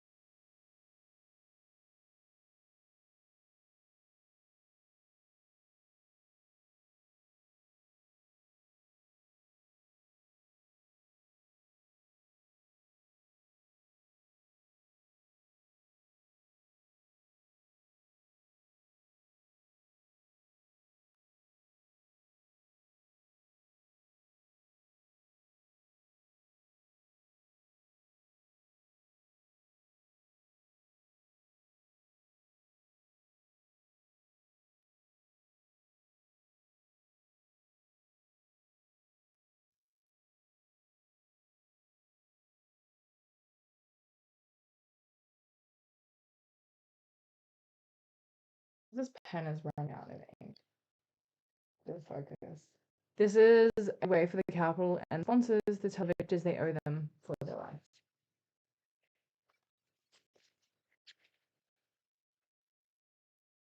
Face after beaming face flashes by, becoming increasingly intoxicated as the evening wears on. Occasionally, I catch a glimpse of Hamish, which is reassuring, or doesn't so, which is terrifying. But I keep laughing and thanking people and smiling as my picture is taken. The one thing I never do is let go of Peter's hand. The sun is just peeking over the horizon when I struggle back to the 12th floor of Train Center. I think now I'll finally get a word alone with Peter, but Hamish sends him off with Portia to get something fitted for the interview and personally escorts me to the door. Why can't I talk to him? I ask. Plenty of time for talk when we get home, says Hamish. Go to bed. You're on air at 2. And the thing is, so I'm just like testing my pen on a piece of paper. Hamish is doing this to prevent the secret from being leaked and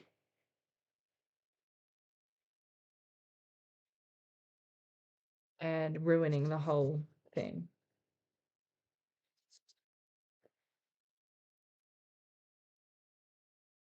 You guys see that?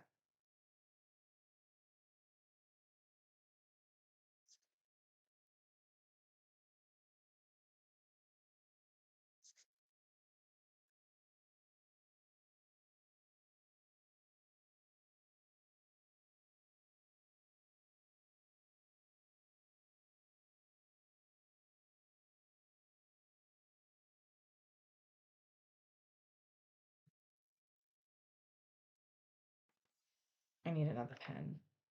Just gonna move the camera slightly because pens are on my desk. Oh, my cat is like yelling at me. Luna. Yes, Luna. You cannot go. She's standing on my laptop.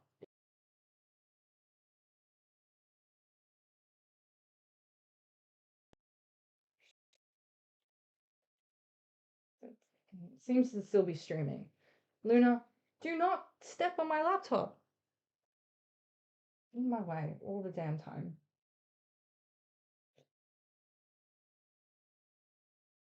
Okay.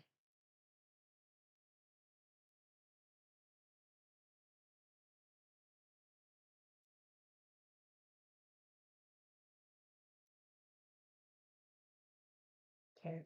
Okay. What was I writing?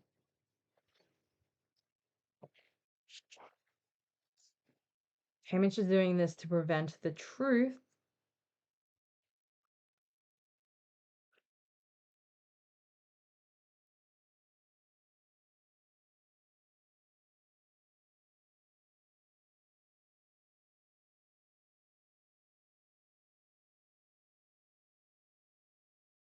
See that is so much better. That ink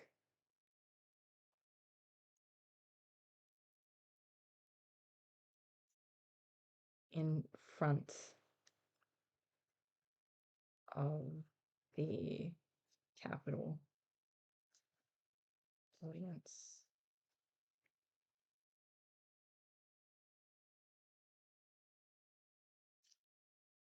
Guys, read that. This has come out really kind of wonky, hasn't it? Okay. I'm gonna highlight this here. Why can't I talk to him? Plenty of time to talk when you get home. Why can't I talk to him? I feel like this ink is gonna dry in a way that is going to prevent me from being able to read it properly. So I'm just gonna.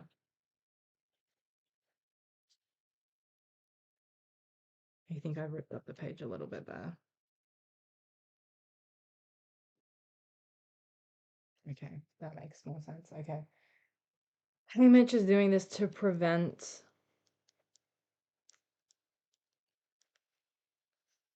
the truth from being revealed in front of the capital audience. You know, like to upset Peter.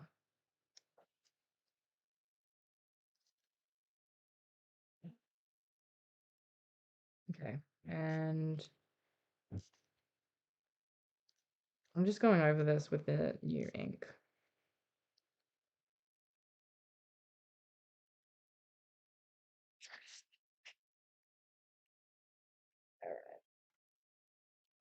I gotta stop knocking my camera, I swear.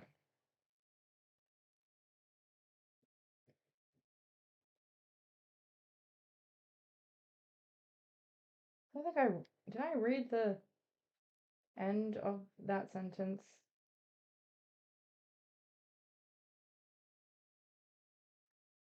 I think I did. Okay. Okay, go to bed. You're on air at 2. Despite Hamish's running interference, I'm determined to see Peter privately. After I toss and turn for a few hours, I slip into the hall. My first thought is to check the roof, but it's empty. Even the city streets far below are deserted after the celebration last night. I go back to bed for a while and then decide to go directly to his room, but when I try to turn the knob, I find my own bedroom door has been locked from the outside. I suspect Hamish initially, but then there's a more insidious fear that the capital may be monitoring and confining me. I've been unable to escape since the Hunger Games began, but it feels different, much more personal.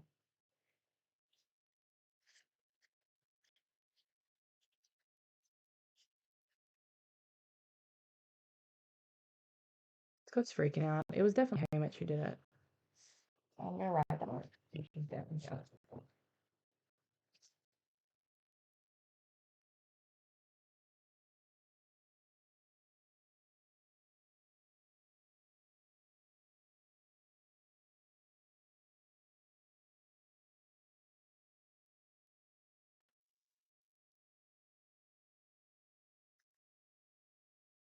This feels like I've been imprisoned for a crime I'm awaiting sentencing. I quickly get back into bed and pretend to sleep. Effie Trinket comes in to alert me to that of another big, big day.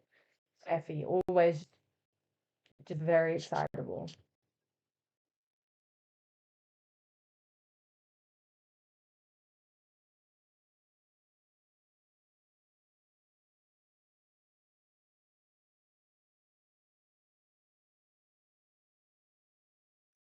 I have about 5 minutes to eat a bowl of hot grain and stew before the prep team descends, and I'm going to just highlight this because it's food. So I've got about 10 pages left. of this as well. Um,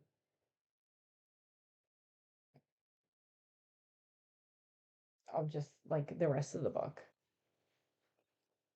All I have to say is the crowd. All I have to say is the crowd loved you, and it's unnecessarily to speak for the next couple of hours. When Cinna comes in, he shoos them out and dresses me in a white gauzy dress and pink shoes. Then he personally adjusts my makeup until I seem to radiate a soft rosy glow. We make idle chit chat, but I'm afraid to ask him anything of real importance because after the incident with the door, I can't shake the feeling that I'm being watched constantly.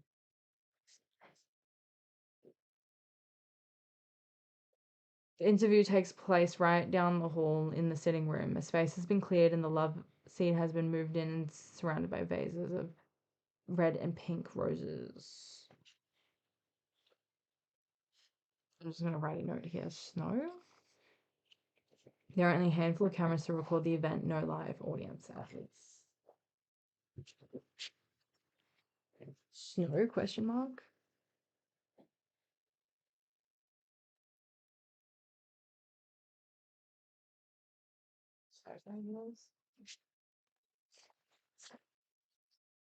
I feel like I'm ripping this off the, yeah, hopefully it doesn't break.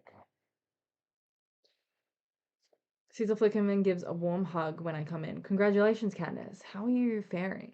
Fine, nervous about the interview, I say. Don't be. We're going to have a fabulous time, he says, giving my cheek a reassuring pat. I'm not good at talking about myself, I say. Nothing you say will be wrong, he says. And I think, oh Caesar, if only that were true. But actually, President Snow may be arranging some sort of accident for me as we speak. And I want to highlight this because Katniss does not understand just yet how Snow operates.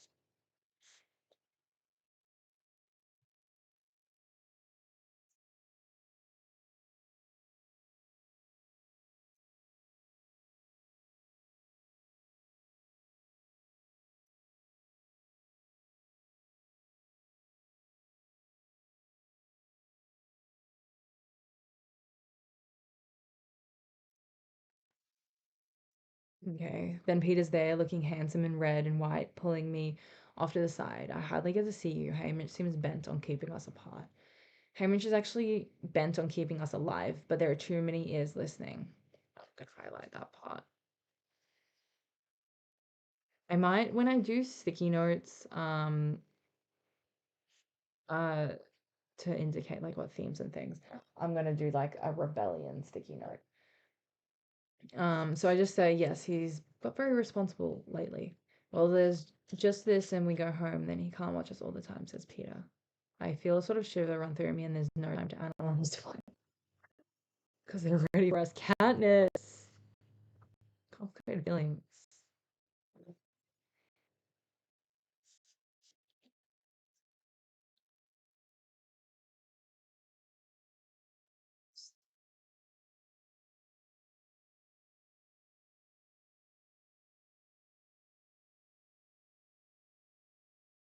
With this pen now. Seriously, this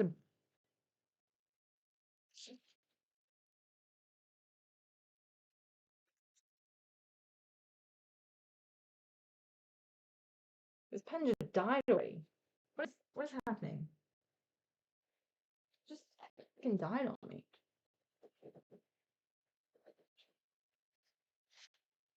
Seriously?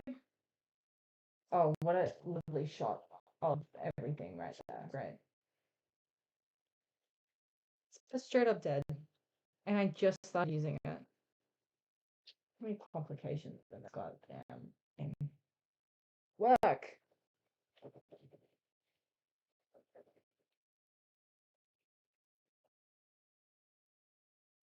It's not working. What was I writing? Capital, complicated, not capital, I saw C or capital. Complicated feelings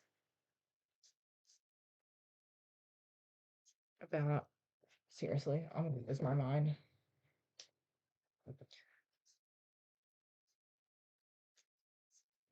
Being These pens suck. Oh my god.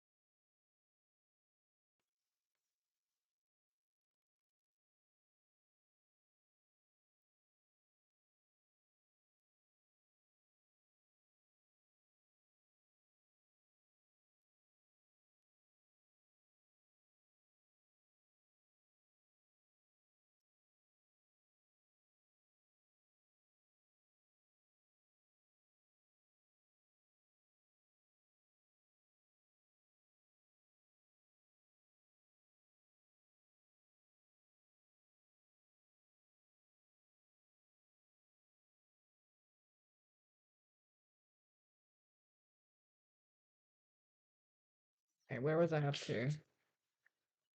Complicated feelings. Wow. Okay. Are you joking? Is this pen also not working? I made some find.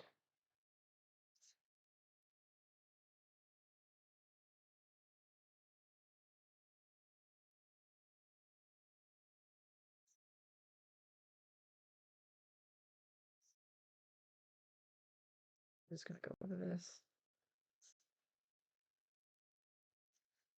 Okay. Complicated feelings of being alone with Peter. Adjust. Such heavy. Okay. That was because they're ready for us. We sit somewhat formally on the love seat, but Caesar says, I'll go ahead and go up next to him if you want. It looked very sweet. So I tuck my feet up and Peter pulls me in close to him. Someone cut backwards and just like counts backwards, and just like that, we're being broadcast live to the entire tree. Caesar Flickerman is wonderful, teasing, joking, getting choked up when the occasion presents itself. He and Peter have already have the rapport established the night of the first interview, that easy banter, so I just smile a lot and try to speak as little as possible. I mean, I have to talk some. As soon as I can, I redirect conversation back to Peter. Eventually, though, Caesar begins to pose questions and insists on full answers. Well, Peter, we know from our days in the cave, it was love at first sight for you. From what age 5? From the moment I laid eyes on her, says Peter. For Katniss, what a ride for you. I think the real excitement for the audience was watching you fall for him. When did you realize you were in love with him? Asked Caesar. Oh, that's a hard one. I gave a faint, breathy laugh and looked down at my hands. Help. Well, I know when it hit me the night you shouted out his name from that tree, says Caesar. Thank you, Caesar, I think. And then go with his point. Yes, I guess that was it. I mean, until that point, I tried not to think about what my feelings might be, honestly, because it was so confusing. And it only made things worse if I actually cared about him. But then in the tree, everything changed, I said. Why do you think that was? Urges Caesar. Maybe because for the first time there was a chance I could keep him, I say. That is so cute. Um, this feels not made up.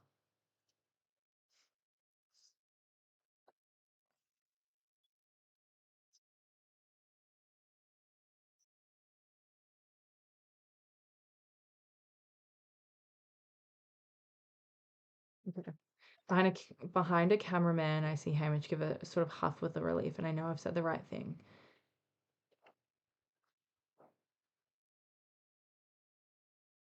Caesar pulls out a handkerchief and has this to take a moment because he's so moved. I can feel Peter press his forehead into my temple, and he asks, "So now that you've got me, what are you going to do with me?" I turn into him. Put you somewhere you can't get hurt. And when he kisses me, people in the room actually sigh. Okay.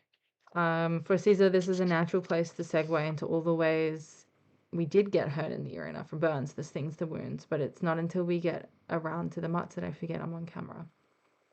When Caesar asks how his new leg is working out. Okay.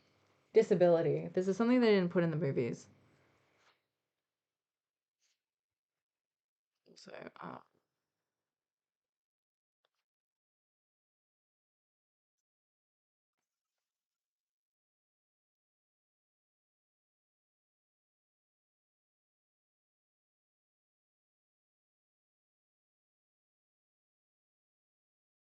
I'm just writing down there's some truth to this because she talks about in the cave that she does start to get concerned about his well-being. Um,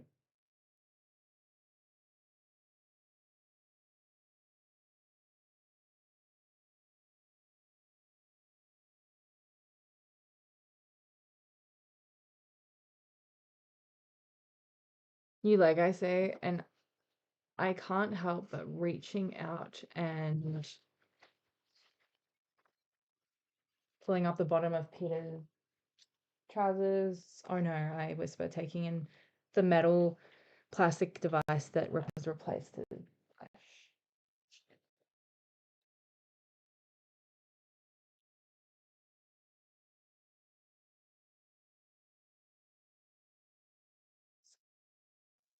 Disability.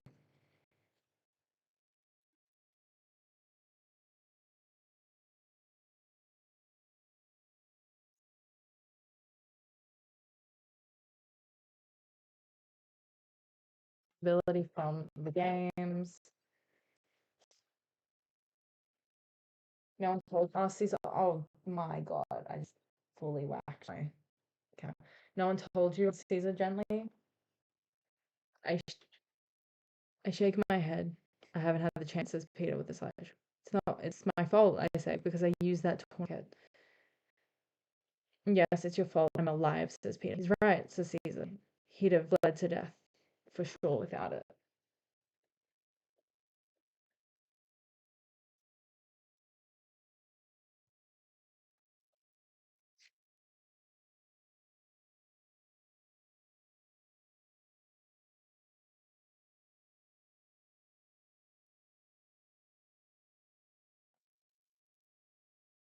I guess that is true, but I can't help feeling upset about it to the extent that I'm afraid I might cry.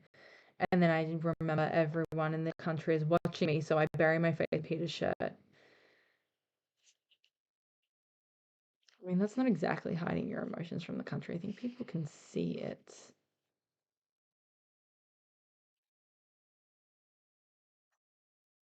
I think people can see you, Katniss.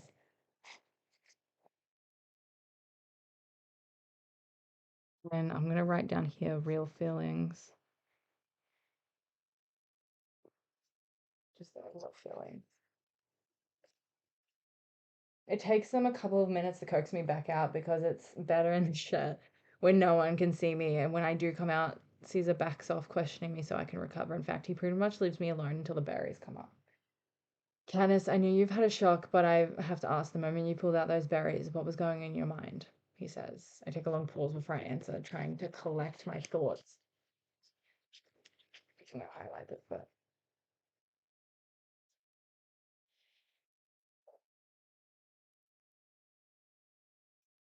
this is the crucial moment where I either challenged the capital or went so crazy at the idea of losing Peter that I can't be held responsible for my actions. Seems to call for a big dramatic speech, but all I get out is the most inaudible sentence. I don't know. I couldn't bear the thought of being without him. Peter, anything to add, says Caesar. No, I think that goes for both of us, he says. Caesar signs off and it's over. Everyone's laughing and crying and hugging, but I'm still not sure until I reach Hamish. Okay, I whisper. Perfect, he says.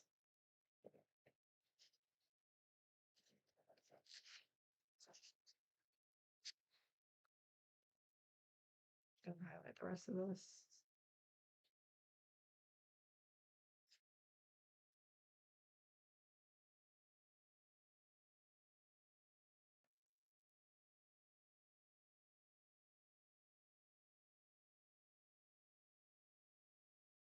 Right, bear the thought.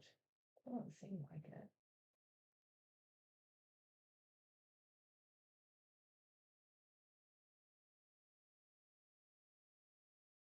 My laptop load, I'll tell you guys if it's the correct reuse of bear. I'm sure it is, but it doesn't feel like it. Where was I? Okay, let me just adjust this. Okay. I go back to my room to collect a few things and find there's nothing to take but the Mockingjay pin Matt gave me. Summer returned to my room after the games. Oh, I was gonna write down there's some truth to this too.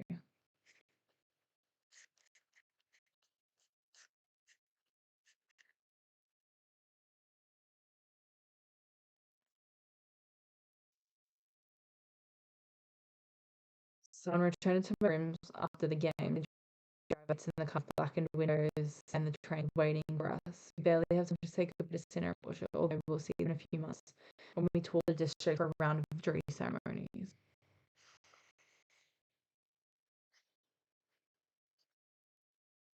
Once again, how the games work. It's the capital's way of reminding people that the games never really go away. We'll be given a lot of useless plaques, and everyone will have to pretend they love us.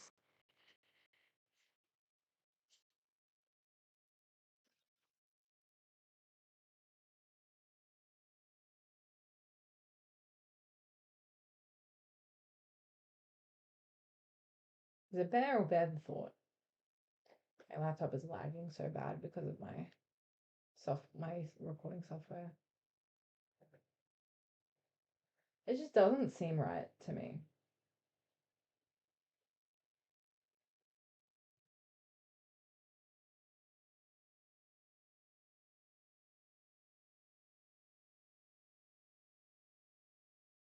It's definitely spelled right. It just looks wrong. The train begins moving and we're plunged into night until we clear the tunnel and I take my first free breath since the reaping.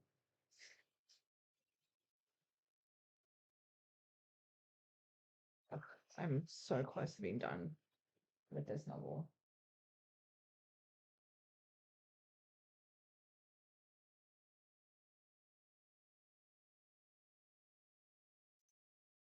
Ideas are coming us back in Hamish too, of course. We eat an enormous dinner, settle in silence in front of the television to watch a replay of the interview.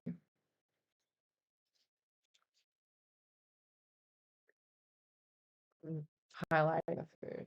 With the cattle growing further away every second, I begin to think of home, of praying my mother, of get excuse myself to change out of my dress and plain shirt and trousers.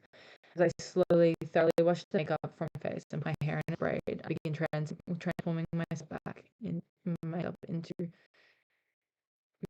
myself, Candace Edding. I said earlier in the book that makeup is an indicator of Katniss not being a.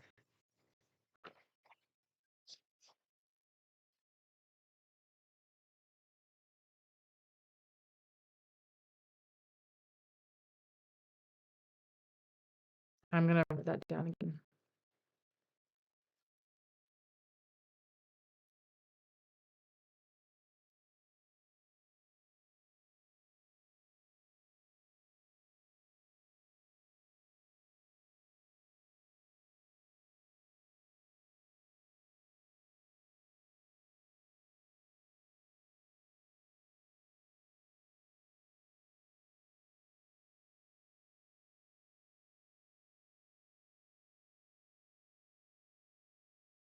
Oh my god, there goes this pen as well. Are you joking? I'm gonna lose my mind.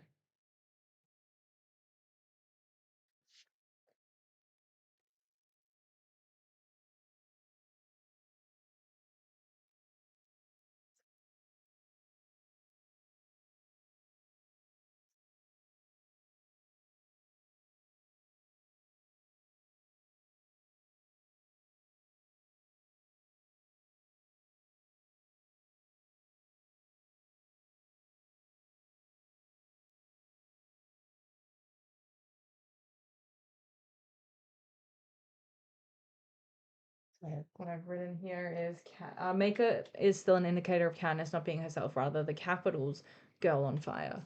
So it's like the capital version of Katniss. Okay.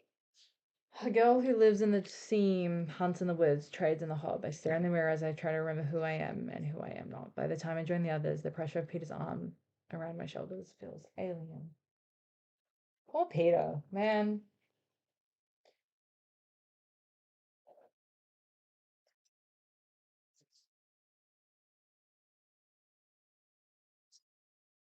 I'm gonna write a depressing note here about a life she will never go back to.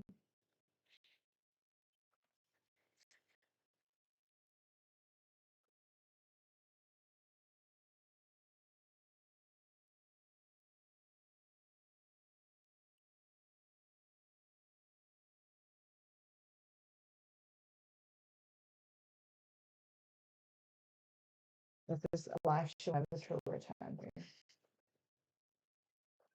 When the train makes a brief stop for Phil, we're allowed to go outside for some fresh air. There's no longer any stardust. Peter and I walked along the track hand in hand. I can't find anything to say now that we're worried. He stops there. There are a bunch of wildflowers for me when he resents that I work hard. So please, that he can't know that pink white flowers are the tops of wild onions, and it reminds me that hours spent gathering them together.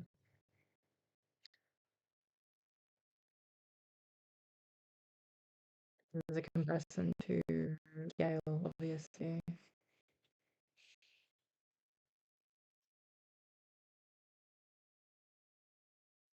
I'm gonna run down. Okay.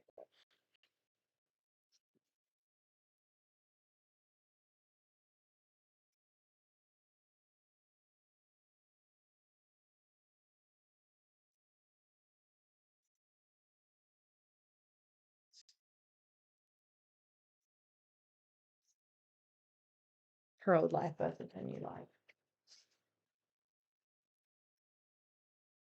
Gale, the idea of seeing Gale in a matter of hours makes my stomach churn. But why? I can't quite frame it in my mind. I only know that I feel like I've been lying to someone who trusts me, or more accurately, two people.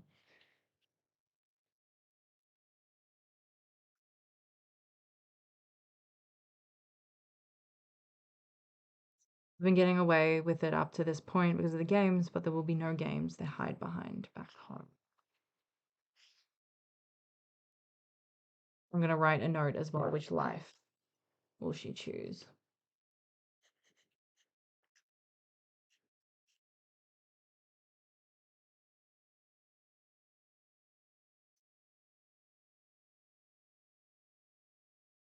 Because that's kind of what she's debating at this point. What's wrong? Peter asks. Nothing, I answer. We continue walking past the end of the train, out where I'm fairly sure there are no cameras hidden in the scrubby bushes along the tracks. Still, no words come. Hamish startles me when he lays a hand on my back. Even now, in the middle of nowhere, he keeps up his voice down. Great job, you two. Just keep it up in the district until the cameras are gone. We should be okay. I watch him head back to the train, avoiding Peter's eyes. What's he mean? Peter asks me. I've just bumped my camera, so it's really wonky. It's the capital. They didn't like us stunt with the berries I blurted out. What are you talking about? He says. It seems too rebellious. So Hamish has been coaching me through the last few days, so I'd make it worse. This is also a part of active rebellion here.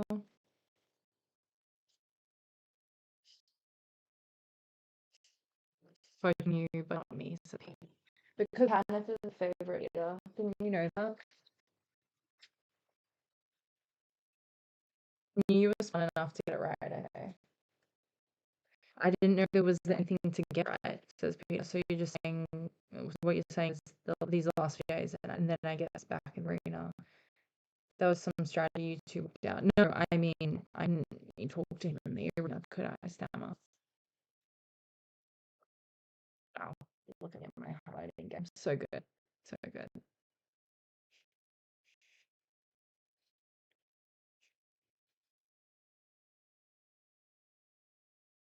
I'm literally gonna write. Oh my god, I keep punching the camera. Oh, Peter.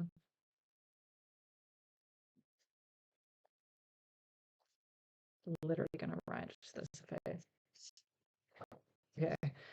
I mean, I couldn't even talk to him in the arena, could I? But you knew what he wanted you to do, didn't you? Says Peter about my catness. He drops my hand and I take a step back as if to count it out. It was all for the games. Peter says, how you acted. Surprised.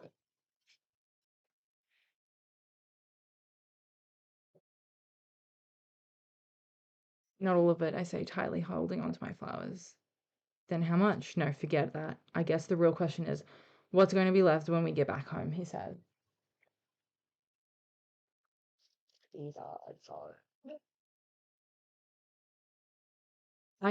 What if I just like highlight all of it, you know?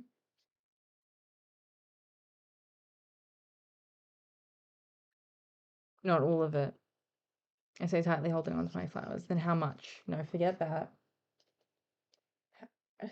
What's going to be left when we get back home, he says. I don't know. The closer we get to District 12, the more confused I get. I say. He waits for further explanation, but none's forthcoming. Well, let me know when you work it out, he says, and the pain in his voice is palpable. What if I just like highlight all of here? I'm just gonna highlight here. Just don't mind me just highlighting this entire interaction because I think it's important and it needs to be emphasized.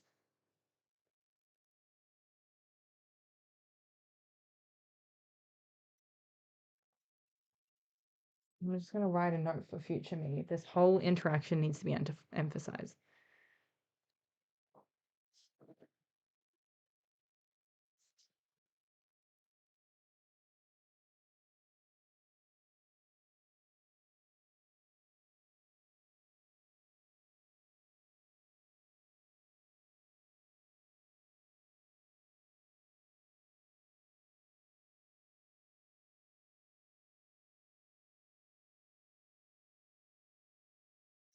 This whole this whole interaction needs to be emphasized with how bad it is. Absolutely, it makes sad. Poor Peter. And screwed over. I know my ears are healed because even with the rumble of the engine, I can hear every step he takes back to the train. By the time I finished forward, Peter had disappeared into his room that night. I don't see him the next morning either. In fact, the next time he turned up, we were pulling up to District 12. He gave me a nod, his face expressions. He probably cried the whole time. If I was Peter, I would do the same.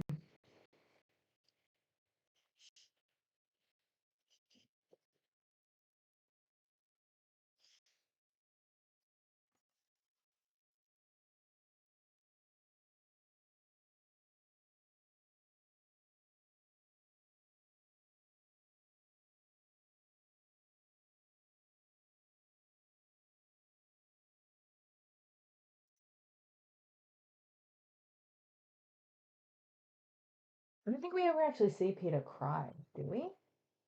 I don't think we do. I'm going to tell him that he's not being fair, that we were strangers.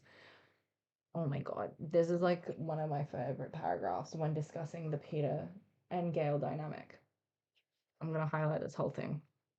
That I did what it took to stay alive, to keep us both alive in the arena. That I can't explain how things are with Gale because I don't know myself. That it's no good loving me because I'm never going to get married anyway, and he'd just end up hating me later instead of sooner. That if I do have feelings for him, it doesn't matter because I'll never be able to afford the kind of love that leads to a family, to children. And how can he? How can he after what we've just been through? It's an amazing example of Candace's confused feelings for everything.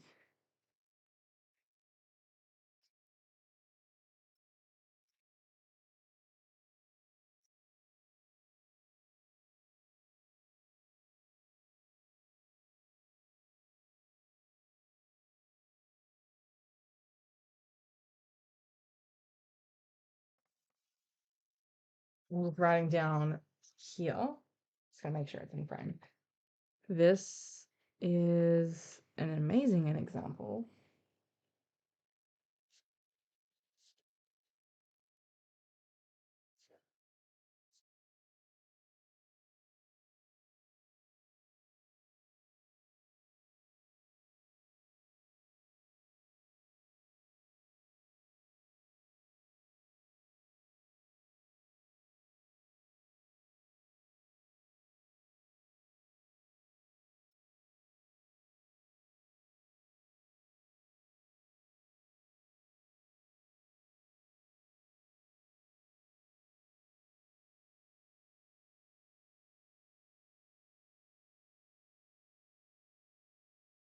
going off screen a bit, yeah. This is an amazing example of Kat figuring out her romantic feeling for both Peter and Belle. From this entire book. So I wants to tell him how much I already miss him. That wouldn't be fair on my part. And that also makes me very sad. Goodness. So we just stand there silently watching a grimy little station rise up around us. Through the window, I can see that the platforms thick with cameras. Everyone will be eagerly waiting at home for me. At the corner of her eye, I see Peter extend his hand and look him under. One more time. For the audience, he says, his voice isn't angry, hollow, which is wet. Already the boy with the red is slipping away from me. Should I highlight this whole thing? Yeah, I think so.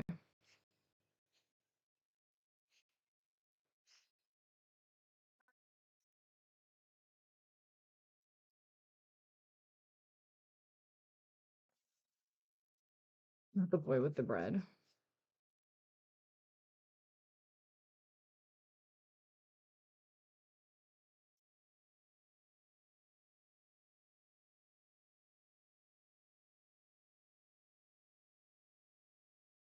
Sad face, guys. Look at this right here. Sad face to emphasize how I'm feeling right there. If it will focus, sad face, not the boy with the bread, sad face. And I think I need to fix this D in the head part up. Okay, there. And then I take his hand, holding on tightly, preparing for the cameras and dreading the moment when I will finally have to let go. And we're done. I'm gonna highlight this whole thing and just write down one word.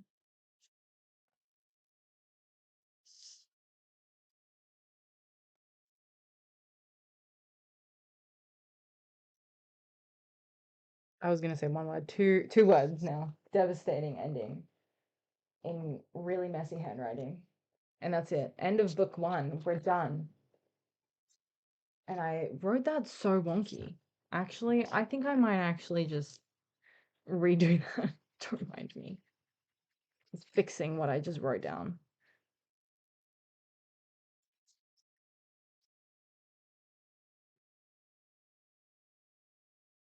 So the thing with writing in like half cursive is that it's a little bit wonky if you don't do it right. Okay, devastating ending right there. There we go.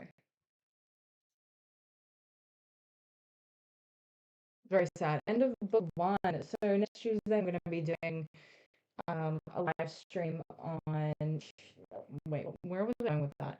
On Tuesday I'm going to be doing a live stream where I'm annotating Kitchen Fire for the first time. Um, as I've been slowly figuring out how to annotate with this first book, Mockingjay. But I think I'm gonna do maybe 2 3 chapters next Tuesday of Catching Fire. Just stay tuned to that. Make sure you guys join me in my live stream for that. So thank you guys so much for watching this live stream. Finally, we're done with the very first. Which was amazing. That took weeks to do, but it was so worth it. But yeah, join me in our live stream on Tuesday. If you like, please like and subscribe and turn on notifications for whenever I live stream. Okay, guys, that is it.